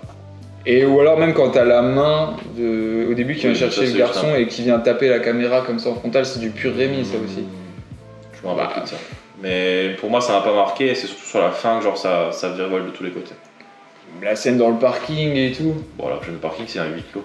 Ouais, mais dans les mouvements de caméra. Non, les mecs, dans le mouvement de caméra, t'en as deux. T'en as un que derrière la meuf, un derrière la vieille. Mais attends, elle vient taper la voiture derrière. Oui, bah ouais, mais ça c'est rien du tout. C'est juste la voiture qui roule. Mais la manière de filmer l'affrontement, tu vois direct que c'est du. Pas du tout. Il n'y a pas ce délire de caméra virevoltante comme dans Evil Dead quand tu vois l'entité qui arrive. Oui, c'est pas exactement la même chose, mais tu ressens clairement. Difficilement ça en fait au début du film. Bah, tu ressens clairement, je trouve, la patte de Raimi. Ah bah moi je l'ai senti à la fin, pas au début. Ok. Du coup, juste, si pour vous ça c'est pas on va dire le meilleur film, du coup. Evil Dead 2. Ah bah tu vois, dire pas. Moi je préfère le 2. Je pense que là on aura Spider-Man 2 chez Maxime, tu vois. Parce que je pense que France il préfère le 2 parce que si c'est genre il est pas plus cadré mais il part moins en couille que le 3. Ouais. Et moi justement j'aime bien le fait qu'il part complètement en couille dans le 3, genre des médiévales et tout, sur ça vachement bien. Je les ai pas vus donc je pense que je resterai aussi sur Spider-Man. Mais après en général le 2 et le 3 sont, je pense que c'est les plus appréciés. Ouais. C'est ce qui ont fait que la saga devienne culte, quoi. Ouais. Le premier pose un peu. En fait, le 2, il comprend ce qui fonctionne chez lui, et genre là, ça part vraiment en live. Il utilise vraiment bien son style, en fait. Après, peut-être, j'ai un dernier truc à dire, et je te rejoins là-dessus. En fait, ce que j'aime bien dans ces films-là, dans les films de réal, c'est que c'est pas les cultes légendaires, c'est pas ceux qui sont décriés, ou c'est vraiment des films moyens, à moyen budget, et je trouve que c'est des petites pépites, tu vois, qu'il faut... Des fois, tu vas les chercher et t'es content de les connaître et de les découvrir, même si c'est pas les meilleurs ou quoi. Voilà, vraiment c'est un cas d'école dans la filmo de Rémi sur ce point. En fait, si tu me dirais c'est quoi un film de Rémi sans citer ses légendaires, bah je dirais celui-là. Ouais, je suis absolument d'accord. Très bien. Ok, alors on va partir sur son dernier film. Ça va être compliqué. C'est... ouais. Doctor Strange, Multiverse, mes couilles. Voilà. Bon, je suis le dernier à pas avoir fait de résumé, alors je vais pas le faire avec grande joie. Mais en gros, dans l'univers Marvel, on se rend compte qu'il y a une jeune femme qui a la capacité de passer entre les différents univers. Doctor Strange, il est intéressé par ses capacités et son pouvoir, donc ils vont essayer de mieux le comprendre. Et en tant que protagoniste principal, on va avoir la sorcière rouge, donc qui est issue de la série WandaVision, qui elle a des petits soucis dans sa vie. Bon, ok, a raison, parce qu'elle a plus de mari, plus de parents, plus d'enfants, plutôt dur. Et du coup, elle va devenir le méchant de ce film en recréant une réalité. Et voilà. Alors, on sent que tu l'as aimé. C'est vraiment le résumé concis. Le plaisir, quand t'es sorti de la salle, je le sens. Et je l'ai pas vu en salle, et heureusement. Allez Thomas, vas-y. Je pense que du lot, alors je l'ai pas aimé, mais je pense que c'est moi qui l'ai plus apprécié. Donc ça va déjà délimiter les règles. Bah il est nul. Et c'est toi qui l'as plus aimé. En gros, en fait, parce que moi je suis un peu un bon Yankee, tu vois, de chez Marvel. En fait, j'ai compris pourquoi il y a des trucs qui fonctionnent ou pas chez moi chez Marvel. Je suis quelqu'un de très nostalgique et très mélancolique. Et j'aime bien qu'on flatte mon ego. Alors voilà, donc je suis un Français. Grosso modo, en fait, tout simplement, quand j'ai vu les Illuminati, quoi qu'ils soient, ils peuvent être travaillés un peu dans n'importe quel sens, que ça soit bon ou mauvais. Là, il n'y a pas trop la question, j'étais juste content de les retrouver. Alors après, le problème, c'est qu'ils n'ont pas pris les vrais Illuminati, si je dis pas de bêtises, il n'y avait pas Namor, etc., que j'aurais vraiment kiffé voir. Mais bon, j'étais content de retrouver les Inhumans, j'étais un peu subjugué, je sais pas si c'est le mot, mais en tout cas étonné de voir un Reed Richards. Je pensais pas qu'on allait voir un des 4 Fantastiques sur le moment. Alors, typiquement, c'est ce que j'aime bien quand ils font ça. Le problème, c'est que là, ça dure 10 minutes, ils se font tous décimer, et je suis en mode, j'étais content de les voir. Typiquement aussi Xavier, on le voit, je me suis dit cool. En plus, c'est Wanda la méchante. Bon, c'est quand même le meilleur rival de son père. Il va peut-être avoir un petit truc qui vont peut-être un peu canoniser les X-Men dans le monde Marvel, vu qu'en plus ils ont racheté, je me suis dit il y a peut-être moyen de faire un truc, pas du tout. Genre bon bah écoute il meurt, c'était super. Donc mis à part ça, en fait tout simplement c'est ce que j'apprécie dans le monde de Marvel entre parenthèses. Alors je dis pas que ça soit une bonne chose ou non, mais mis à part ça, le film s'arrête là. Americana, la gamine, au final pour moi c'est tout le souci qu'a Marvel. Alors visiblement François m'avait dit que c'était un personnage qui existait vraiment dans le lore. Oui, mais mon problème c'est que là amené dans le film, tous les problèmes en fait de personnages qui meurent, personnages qui disparaissent, ils ont plus de sens. Demain elle va dans un monde divers où ils sont un peu retardés par rapport à nous, récupère un Downey Junior, il revient dans le monde et c'est terminé. Donc c'est ça en fait mon souci, c'est que autant d'ici ils sont cassés la gueule, ils ont plus qu'une chance avec le Flashpoint Paradox, autant Marvel maintenant ils ont toutes les clés pour faire ce qu'ils veulent quand ils veulent. Et ça m'a un peu gêné dans la trame. Le film en lui-même, on sait que c'est Rémi qui est derrière, ouais c'est un peu... ça change un peu de ce qu'on voit chez Marvel, très lisse, mais ça reste quand même très lissé aussi quoi, c'est pas non plus foufou. Un truc qui m'a gêné, c'est que je connaissais vite fait Shumagorat parce que quand la bande-annonce est sortie, beaucoup de monde ont dit waouh c'est ouf, il est dans le film, etc. Au final, je me suis vite fait renseigner sur le monstre, donc c'est le gars, c'est le Gargantus là, absolument, avec l'œil. Tarentule avec l'œil, et visiblement c'est un monstre omnipotent, genre super fort. Strange il galère à le défoncer, là t'as Wanda, en fait c'est un chihuahua, genre elle est en mode j'en fais ce que je veux. Alors peut-être qu'elle est cheatée, mais il y a aussi ce problème qui vient dans le film, c'est que je n'ai pas vu la série. Alors que je regarde des films qui se suivent, type Spider-Man 1, 2 et 3, le film explique que c'est une suite. Là, c'est Doctor Strange, Madness of the Multiverse. En aucun cas, c'est écrit 2. Pour moi, je vais... Multiverse of Madness, pardon. Mais en aucun cas, tu sais que tu vas avoir le 2 de Strange. Donc moi, le 1, je l'ai vu. Donc j'estime au moins comprendre ce qui s'y passe. À la fin, le dernier film où on voit Wanda, je crois que c'est... Endgame, elle est très gentille, on va pas se mentir, elle est un peu déçue que Vision soit plus là, Et là, c'est la reine des salopes. Genre, on va pas se mentir, elle défonce tout le monde. Elle dit juste à un moment, j'ai niqué une ville, mais je me suis un peu repris et j'ai repris les choses. Enfin, Elle s'est repentie un peu. Elle s'est repentie. Mais c'est vraiment la reine des connasses. Genre, elle défonce tout le monde, elle tue tout le monde, et je suis en mode, mais qu'est-ce que j'ai loupé? Donc, j'ai pas vu la série. Alors, je veux bien qu'on fasse un peu du transmédia, etc. Mais de là à nous sortir complètement un personnage autre que ce qu'on a laissé avant, ça m'a aussi vachement pas déplu, mais enfin si, ça m'a déplu, genre, ça m'a saoulé. Et sinon, bah ouais, je trouve qu'on retrouve un peu les plans de Rémi, ouais, en termes de caméra aussi, comme on a parlé tout à l'heure, mais c'est pas ça non plus qui sauve le film. Enfin, au final, que ça soit Rémi ou pas, on aurait pu croire que ça aurait pu faire un bon film, et c'est pas ce qui sauve le film. On voit que l'industrie Marvel est bien plus puissante que le réalisateur de renom. Doctor Strange, pour moi, tu le vois, c'est genre un mec très sérieux. Enfin c'est un ancien médecin, genre tranquille, et là il te lâche des vannes, genre il est devant les Inhumans, s'il commence à parler en bip boum bip, t'es en mode mais frérot, qu'est-ce que tu fais, genre t'es en train de te faire défoncer, genre il y a un truc de ouf qui se passe derrière toi t'es là, tu fais ton bigard, genre je sais pas compris. Le moment avec les Illuminati là. Ouais, c'est quand ça. il se présente et l'autre il dit Tagada de soin, tu es là en mode mais. Voilà, Tagada de soin de soin. Pourquoi tu fais ça en fait? Et genre... ça m'a dépassé, tu vois. Déjà là, je me suis dit non, tu vois. Genre, en fait, alors je sais pas encore une fois si c'est Rémi qui, parce que dans ces films-là, tu sais pas qui vraiment gère le truc, quoi. Mais je sais pas si c'est Rémi qui a voulu mettre ça mais c'est très mal amené. Ça, c'est un point Marvel, ça. Ouais, fort probable. Donc voilà, c'est moi qui, je pense, qui apprécie le plus le film de nous quatre. Donc j'en dis pas que du bien. Ouais, globalement, je suis quand même assez d'accord avec toi. Alors moi, j'ai bien aimé vraiment enfin, c'est un Marvel, quoi. J'ai bien aimé visuellement, mais alors scénaristiquement, c'est... Tu peux en dire des tonnes et des tonnes, quoi. Avec déjà les Illuminati et tout, enfin... C'est dommage parce que ça aurait été très sympa de les voir, de les développer un peu. Au final, comme tu dis, genre, bah déjà, c'est même pas en 10 minutes qu'ils se font des montres. Les gars se font des montres en même pas 30 secondes. On met un peu de girl power en donnant un combat entre Wanda et Captain Marvel et Captain America femme. Ouais. Je sais plus genre l'agent Carter, quoi. Carter, ouais. Et au final, tu te rends compte que le combat à la fin se résume entre WandaVision et l'agent Carter, quoi. Alors que franchement, c'est la plus flinguée au sol de tous les Illuminati. Normalement, elle est censée mourir dès le départ, quoi. Et en plus, elle se fait trancher, elle est encore contente, tu vois. Elle fait ah, j'ai perdu. Et puis elle sourit comme ça. Et là, bah non, ça marche pas, tu vois.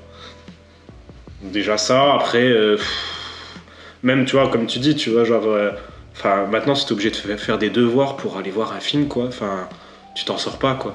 Surtout qu'ils commencent à faire. Là, j'ai vu, il y a She-Hulk qui sort. Enfin, t'as Moon Knight. Enfin, après, Daredevil peut-être qui est prévu, ouais.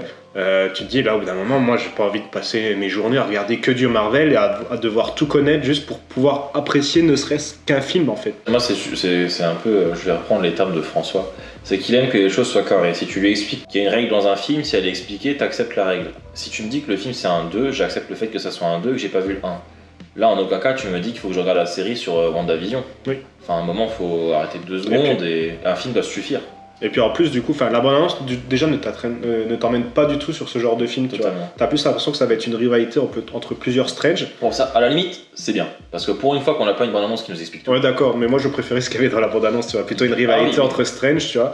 Et puis pareil, au final, il va la voir, tu vois. Elle se trompe en disant le nom un peu trop rapidement sans qu'ils lui disent. Elle dit ah, ok, bon, bah je suis démasqué, allez. On change le décor, on passe à la suite de l'histoire, c'est terminé, maintenant je suis méchante, je veux passer d'univers en univers et fin de l'histoire. On a que ça en vrai, parce que même Americana, elle comprend rien de ses pouvoirs.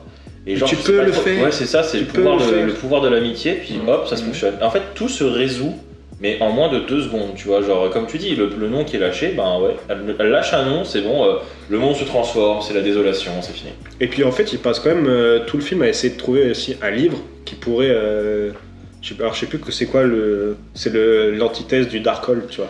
Oui. T'as l'impression que c'est ça qui va permettre de régler le problème et tout, et au final, à toute fin, on l'oublie totalement. C'est juste, encore toujours pareil, quoi. Le méchant qui se repentit et qui devient comment gentil et qui se rensevelit, qui se fait sa propre tombe, tu vois, parce qu'au final, elle est trop forte, donc personne ne peut la battre, tu vois. Mais le problème, il est là, c'est que tu vois, genre, c'est typiquement ce que j'expliquais.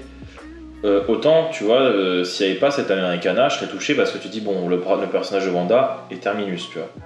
Le problème, c'est que maintenant, vu qu'il y a cette petite gamine qui peut aller partout, ben, t'as juste à aller dans le monde où la Wanda était gentille, tu la récupères et t'as une nouvelle Wanda. Ouais. Le problème est là, en fait, c'est que j'étais même pas marqué quand je la vois se tuer, tu vois. Et en plus, tu vois, de l'autre Wanda, au final, t'as l'impression qu'elle est un peu flinguée. En final, tu te dis, bah du coup, peut-être qu'il va y avoir un combat. Non, elle rentre dans sa tête tranquillement. Pareil, l'autre truc au niveau du multivers, c'est visiblement tes rêves sont en fait ta transposition dans un autre univers, tu vois. Mais donc déjà, ça veut dire que Doctor Strange, il se rêve en loser dans tous les univers où il est jamais marié avec la meuf, tu vois. Enfin, déjà ça, tu vois. Alors que t'as plein, et puis ça veut dire que dans un autre univers, enfin, tout le monde a déjà un peu rêvé d'être Iron Man, tu vois. Donc ça veut dire que dans un univers, t'as 150 000 Iron Man, tu vois. Enfin, en fait, c'est trop facile de justifier ça par les rêves, tu vois.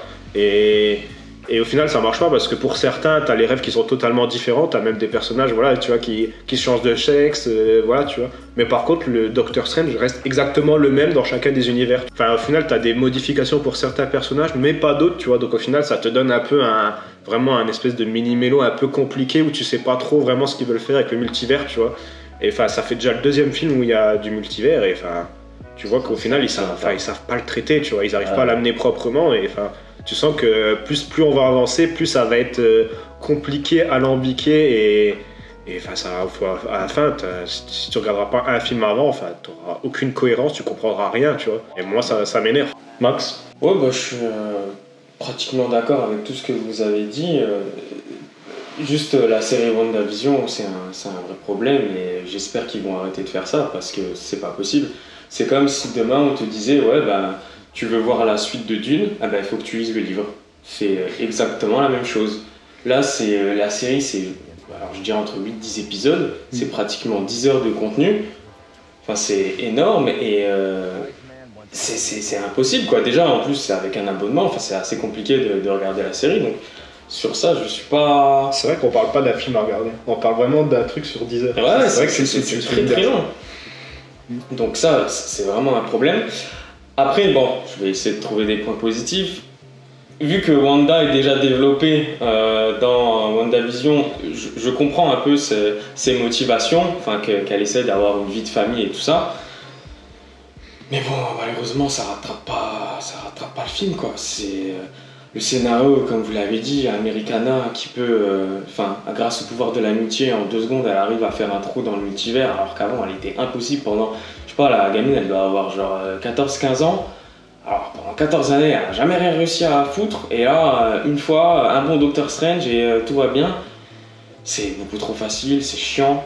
Au niveau des multivers, ils auraient pu s'éclater comme justement Spider-Man, le dessin animé, ils l'ont fait. Alors que là, ça reste très classique. Honnêtement, l'histoire, elle pourrait se passer à Los Angeles, Tokyo et en Afrique du Sud. Ça serait exactement la même chose. Pour les Illuminati, moi j'ai bien aimé le combat, je trouvais ça cool un peu qu'elle les démonte, mais ça pose aussi des problèmes. Tu te dis, si elle est tellement forte contre Thanos, au final il n'y avait pas de réel problème en soi, parce que là elle est clairement plus forte que Thanos, elle est imbattable. Elle défonce Captain Marvel. Et voilà, c'est ça. Donc de toute manière, quand t'avais Endgame, tu la mettais elle plus Captain Marvel, et il n'y avait plus de problème, il n'y avait plus de Thanos. Même pareil, la mort de Captain Marvel, elle décède sous un pylône. Oui, ça aussi c'était un mec, elle détruit des armées Kree dans l'espace, elle détruit des bâtiments spatiaux, par contre un pylône, nickel. Il y a juste un petit moment qui m'a fait rire, c'est ce côté horreur qu'il a donné, mais il y a des moments où ça marche pas. Par exemple, quand Wanda arrive justement pour défoncer les Illuminati, elle rentre et elle a du sang sur elle. Sauf qu'elle se bat contre des robots d'Ultron. Et ça peut être son propre sang.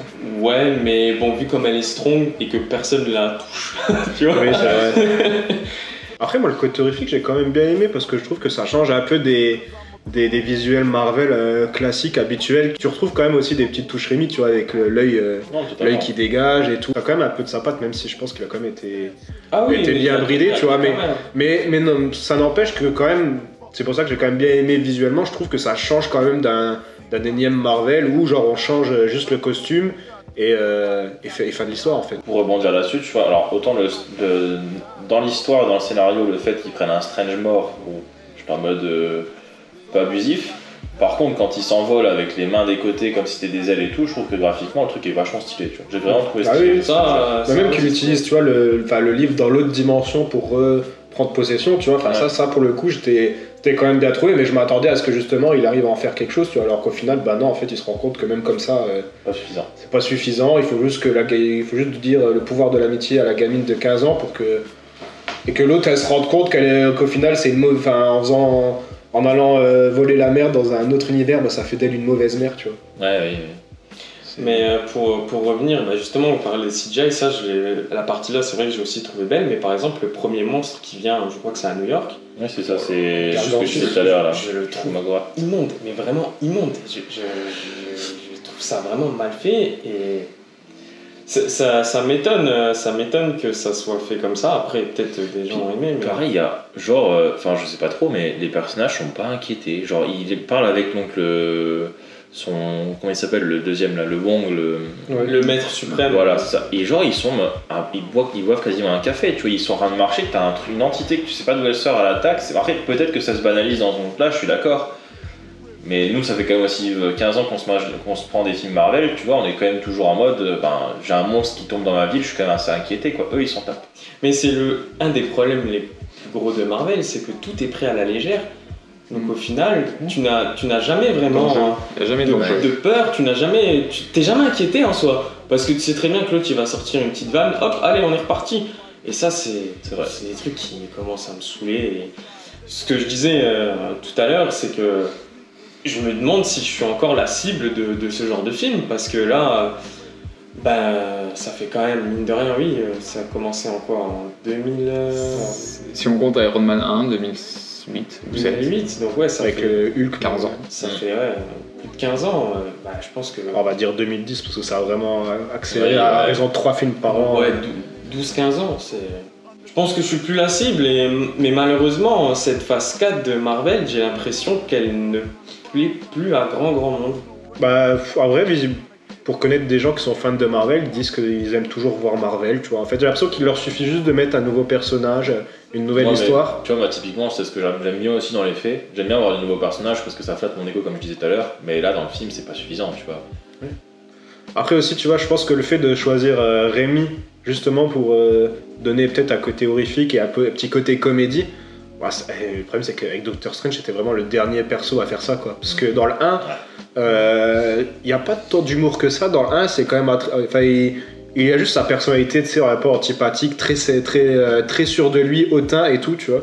Et il arrive un peu à s'en sortir même en emprisonnant le monstre, sans vraiment le battre, tu vois. Donc, il y aurait peut-être plutôt gardé une continuité, tu vois. Et Sam Raimi le mettre pour, je sais pas, peut-être les Gardiens de la Galaxie, un truc comme ça, tu vois, où t'as plus d'humour ou quelque chose comme ça, tu vois. Juste lui laisser un héros peut-être qui est plus en accord avec ce qu'il fait, tout simplement. Peut-être aussi. Blade. Franchement, je l'aurais bien vu sur Blade.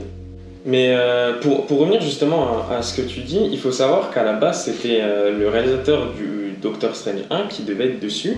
Et lui déjà il était parti en mode je veux faire un film d'horreur. Vraiment un film d'horreur. Sauf que Marvel avec la production ils ont dit déjà tu vas nous rajouter Wanda. Lui il a dit non je veux pas la rajouter. Et il s'est fait stage. Et je pense que c'est ça aussi le souci, c'est qu'il y avait beaucoup de problèmes derrière d'écriture et... Je pense que si ça aurait été justement Derrickson qui aurait été à la réal, il y aurait justement moins ce côté humour et il serait vraiment parti dans, comme le titre s'indique, Multiverse of Madness, de vraiment avoir de la folie, un peu d'horreur dans ça, alors que là, ça reste quand même diminué, atténué. Parce que c'est vrai que le côté multivers, tu l'as un peu balancé comme ça, par contre le Madness... C'est vraiment un prétexte au final. C'est encore un truc, tu vois, genre...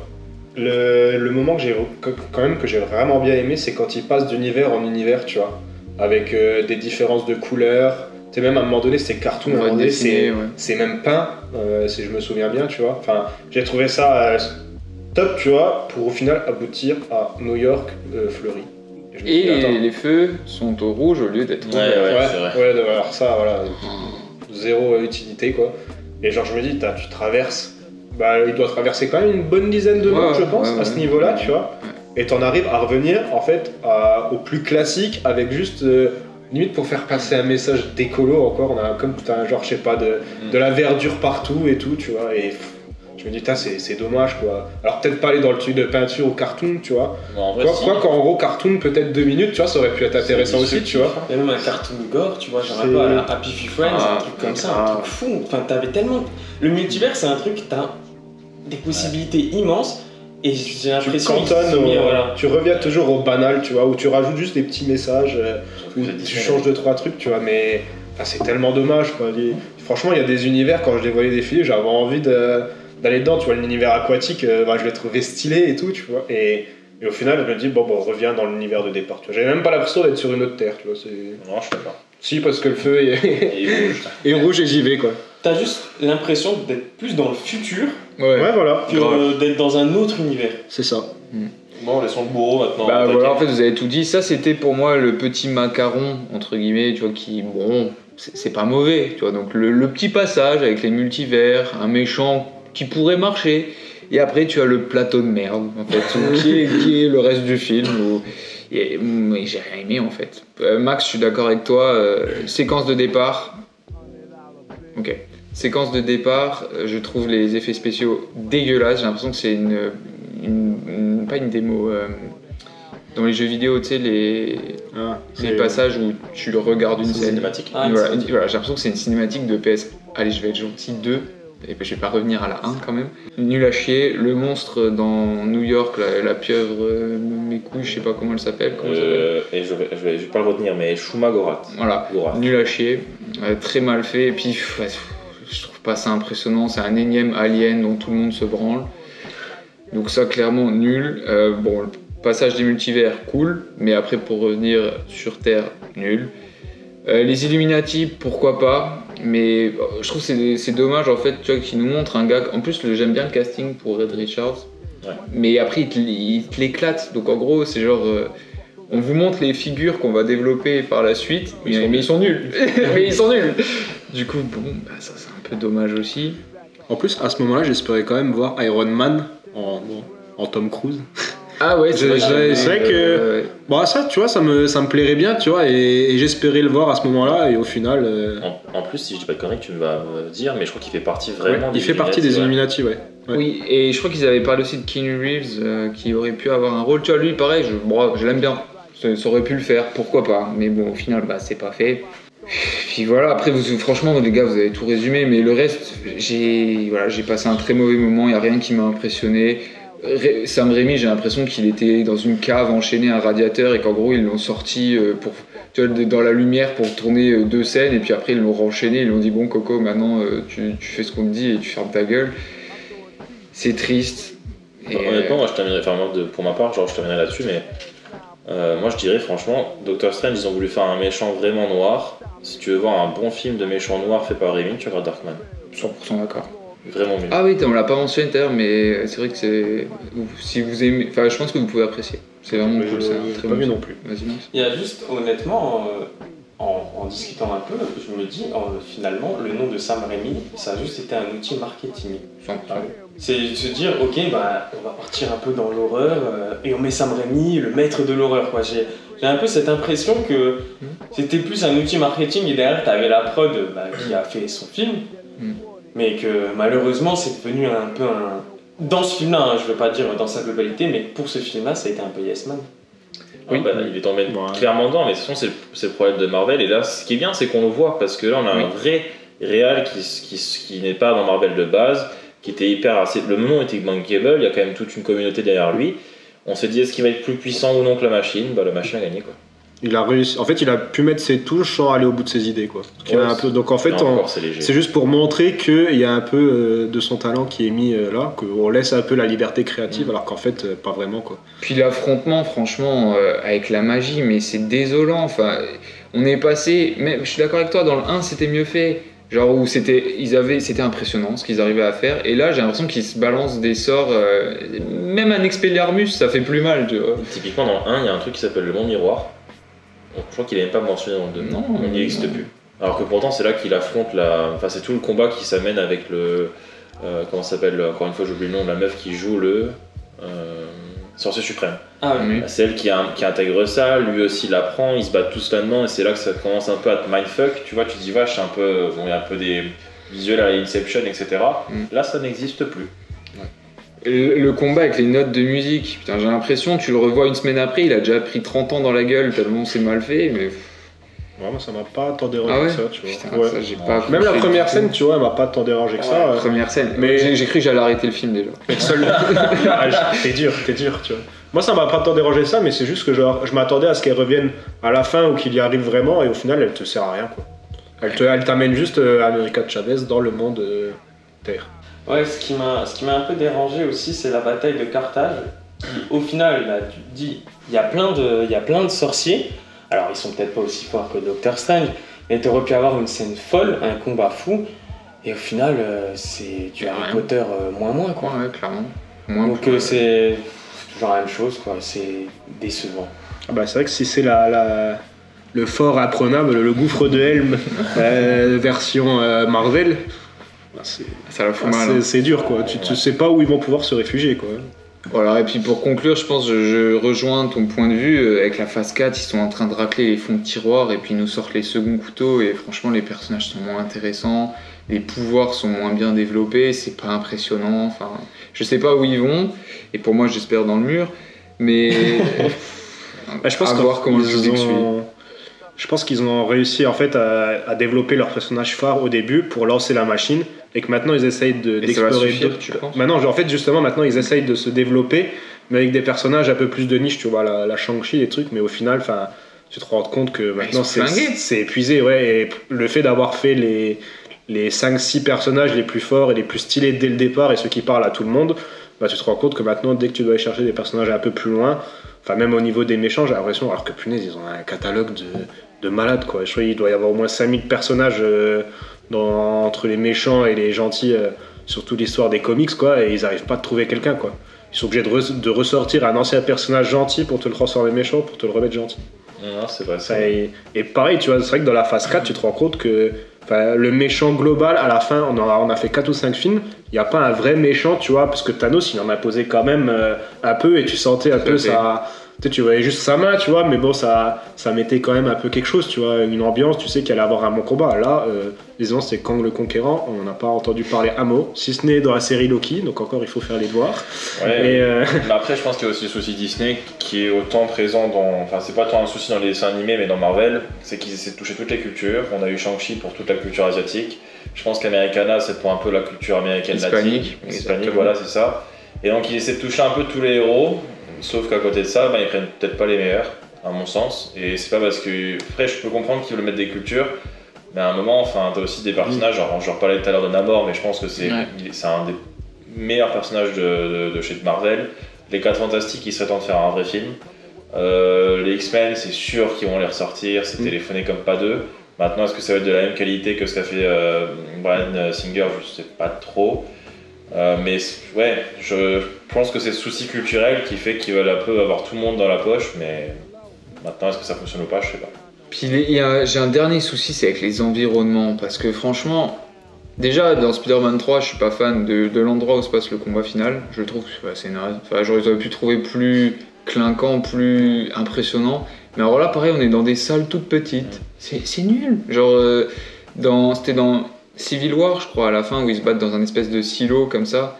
Putain, mais les gars, Ouais. faites-nous un truc grandiose. Enfin, si tu veux que tes scènes elles marquent, il faut que ce soit. Ouais, faut que. un peu comme dans le. C'est quoi? C'est dans la savane, dans le. Dans Black Panther. Non, dans Endgame. À Endgame. Bah, Ouais, bon, ça va pas- ouais, ah, ouais, ça va, pareil. mais tu vois, le problème, c'est Pas que kiffé. je pense que, pour rebondir sur ce que tu dis, Franck, je pense qu'ils sont pas capables. Parce que tu vois aussi dans. C'est Civil War, je crois. Ouais, sur l'aéroport. Voilà. nul, En fait, nul, tu comprends nul. qu'ils ont un lieu qui peut être hyper fou et ils en font rien. Je trouve quand même dans le Avengers 1, la bataille dans New York est plutôt pas mal. Alors, oui, mais j'aime pas les méchants, mais le lieu, pourquoi pas? Parce que là, il y a quand même. C'est grand, c'est dans la de la rue. verticalité. Ouais, c'est grandiose. Ok. Au final, je pense que c'est Oui, ok. ma bataille. Mais préférée. visiblement, ils ont pas appris ça, quoi. Mais voilà, on parlait de Star Wars tout à l'heure.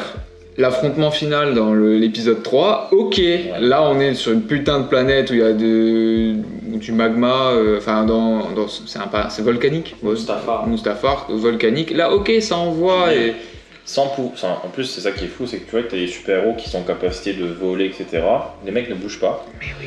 Dans Star Wars, ils n'ont aucune capacité. Tu commences d'abord dans le délire avec tout Le complexe. C'est ça, un complexe. Et puis après, T'arrives dans la salle des sautent, machines, ça saute exactement. jusque dans le magma. Pourtant, les mecs ne volent pas. Et pourtant, ça se déplace. Et tu vis dans la planète, tu vois tout l'environnement, et ça, c'est intéressant, tu vois. Parce que même, tu vois, la zone où elle revient sur son trône, là, tu sais, dans la montagne et tout, enfin, c'est vrai que c'est pas du tout exploité, quoi. T'as des différences, t'as juste l'autre qui tombe, le Wong, là, qui tombe à un moment donné tout en bas, tu arrives à remonter, Oui. et puis, enfin, voilà, alors que c'était sort disant que tu peux pas voler, tu peux pas approcher à certains points, quoi. En plus, il s'est volé, donc il pourrait remonter comme ça aussi. Et d'ailleurs, Wong qui dit non, mais je te dirai jamais où est la copie j'ai oublié, Darkhold. Ouais. Darkhold. Puis il tient littéralement 3 minutes, il dit ok, c'est une montagne, vas-y, on y va ensemble, y a pas de problème. T'as gagné. T'es la meilleure. T'es la plus forte, je ne peux rien faire. Moi, ça, au début, quand il le dit, je me dis, ok, il va gagner du temps, il va l'amener n'importe où, tu vois. Pas du tout. Genre, en fait, non, il dit ce qu'il fait.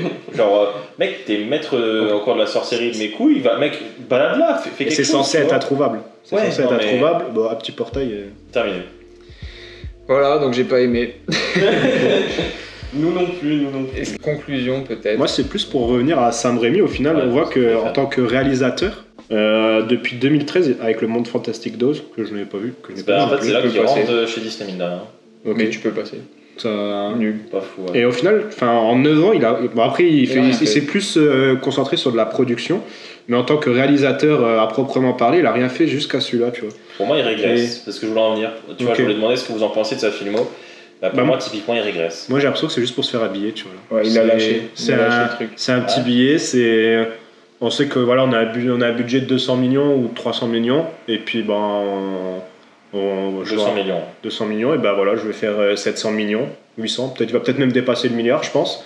Et puis voilà, ça sera dans ma filmo, voilà, comme tant d'autres ont fait un peu chez Marvel, où genre voilà, ils ont mis leur nom, ils ont pris leur 1 milliard de but, de box-office, et puis voilà. Non, mais c'est triste, mais c'est vrai que je trouve que lui, typiquement, et en plus de ça, il n'y a pas de film prochain annoncé.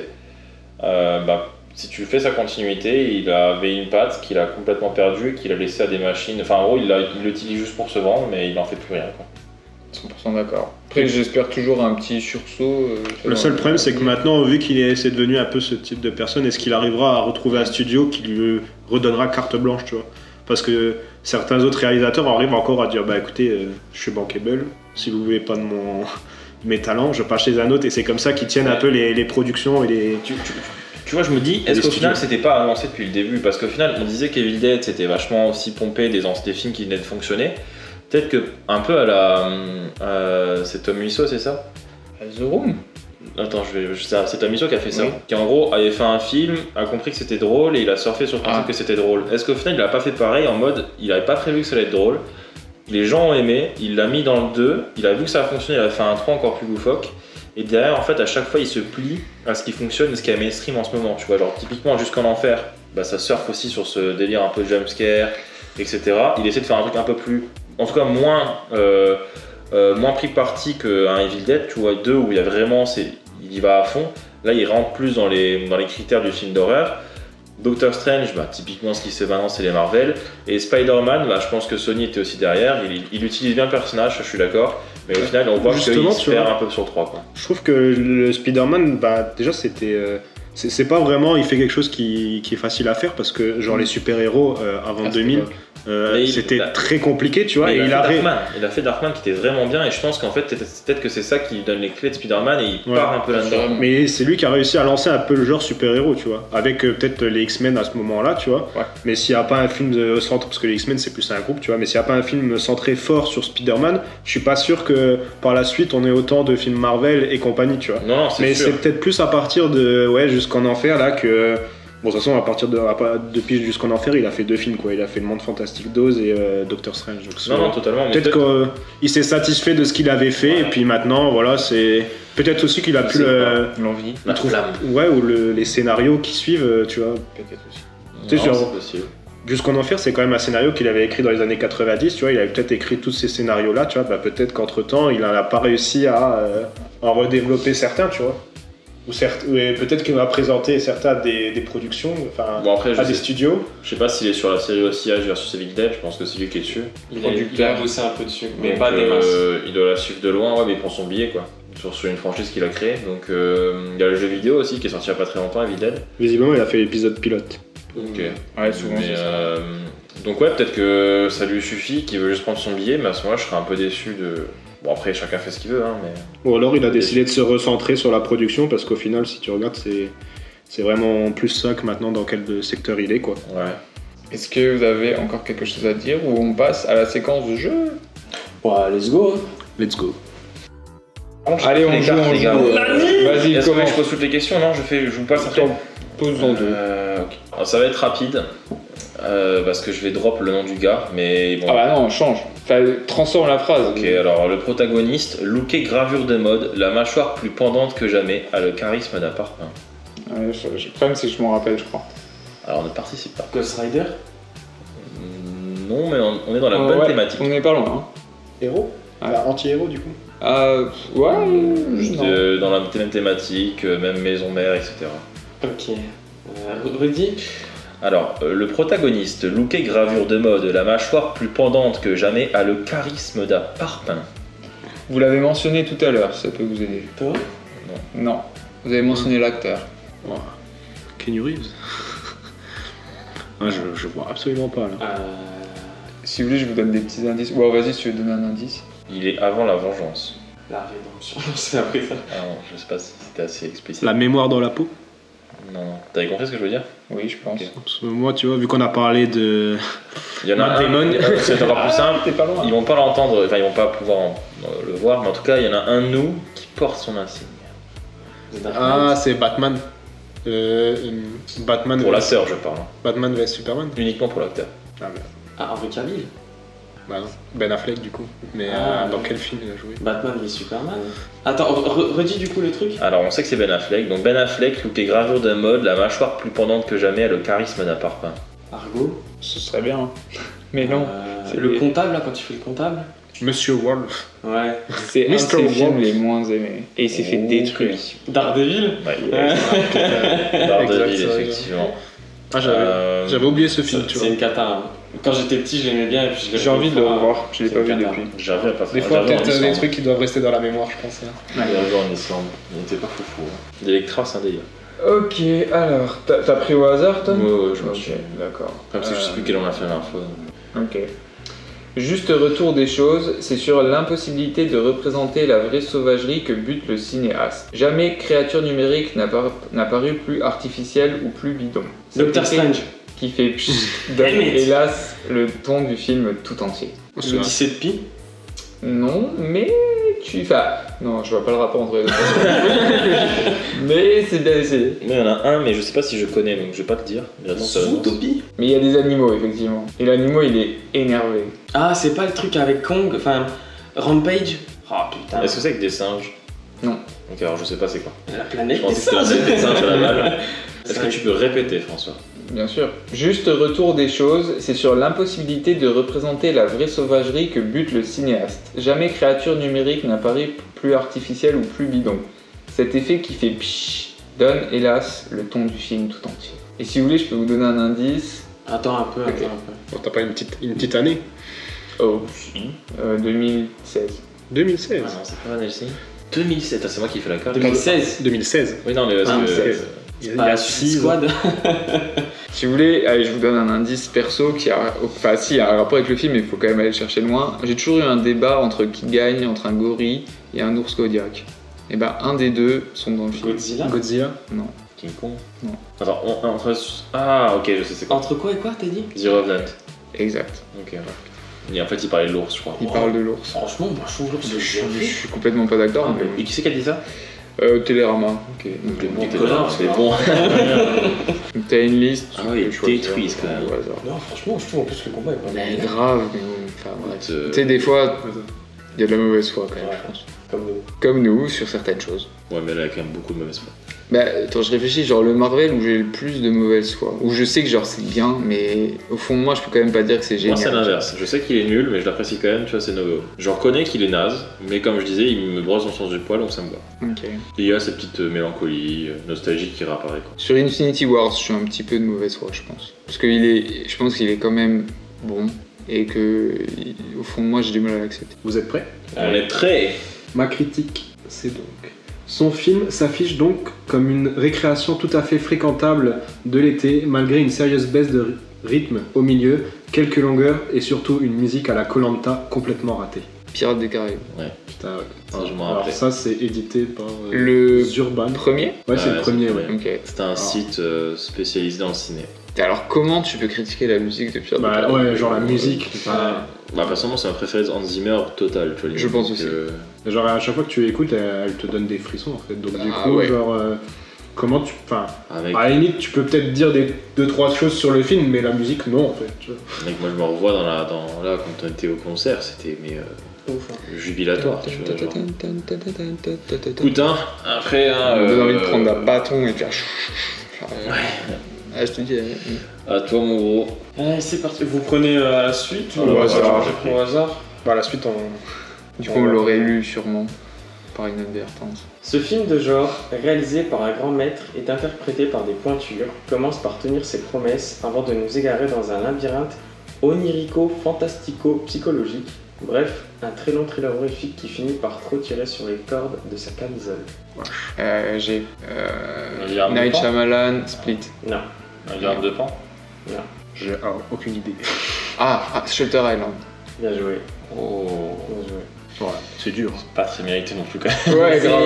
c'est dur. Enfin, ça part bien, hein. C'est aussi des connards. Ça part bien, On va hein. dire mais Paris après, Match quoi. Dire, ouais. Ah, mais bon, ça reste de la presse, tu vois, tu te dis, bon, bah, il pourrait être. Ils te mettent ça entre deux recettes de goûter quoi, je veux dire. Tout ça n'est pas très sérieux. Messieurs, dames, les 4 saisons du cinéma de Sam Raimi touchent à leur fin. fini. J'espère que ça vous aura plu et on vous dit à la prochaine. Salut. Ciao les beaux gosses. Salut.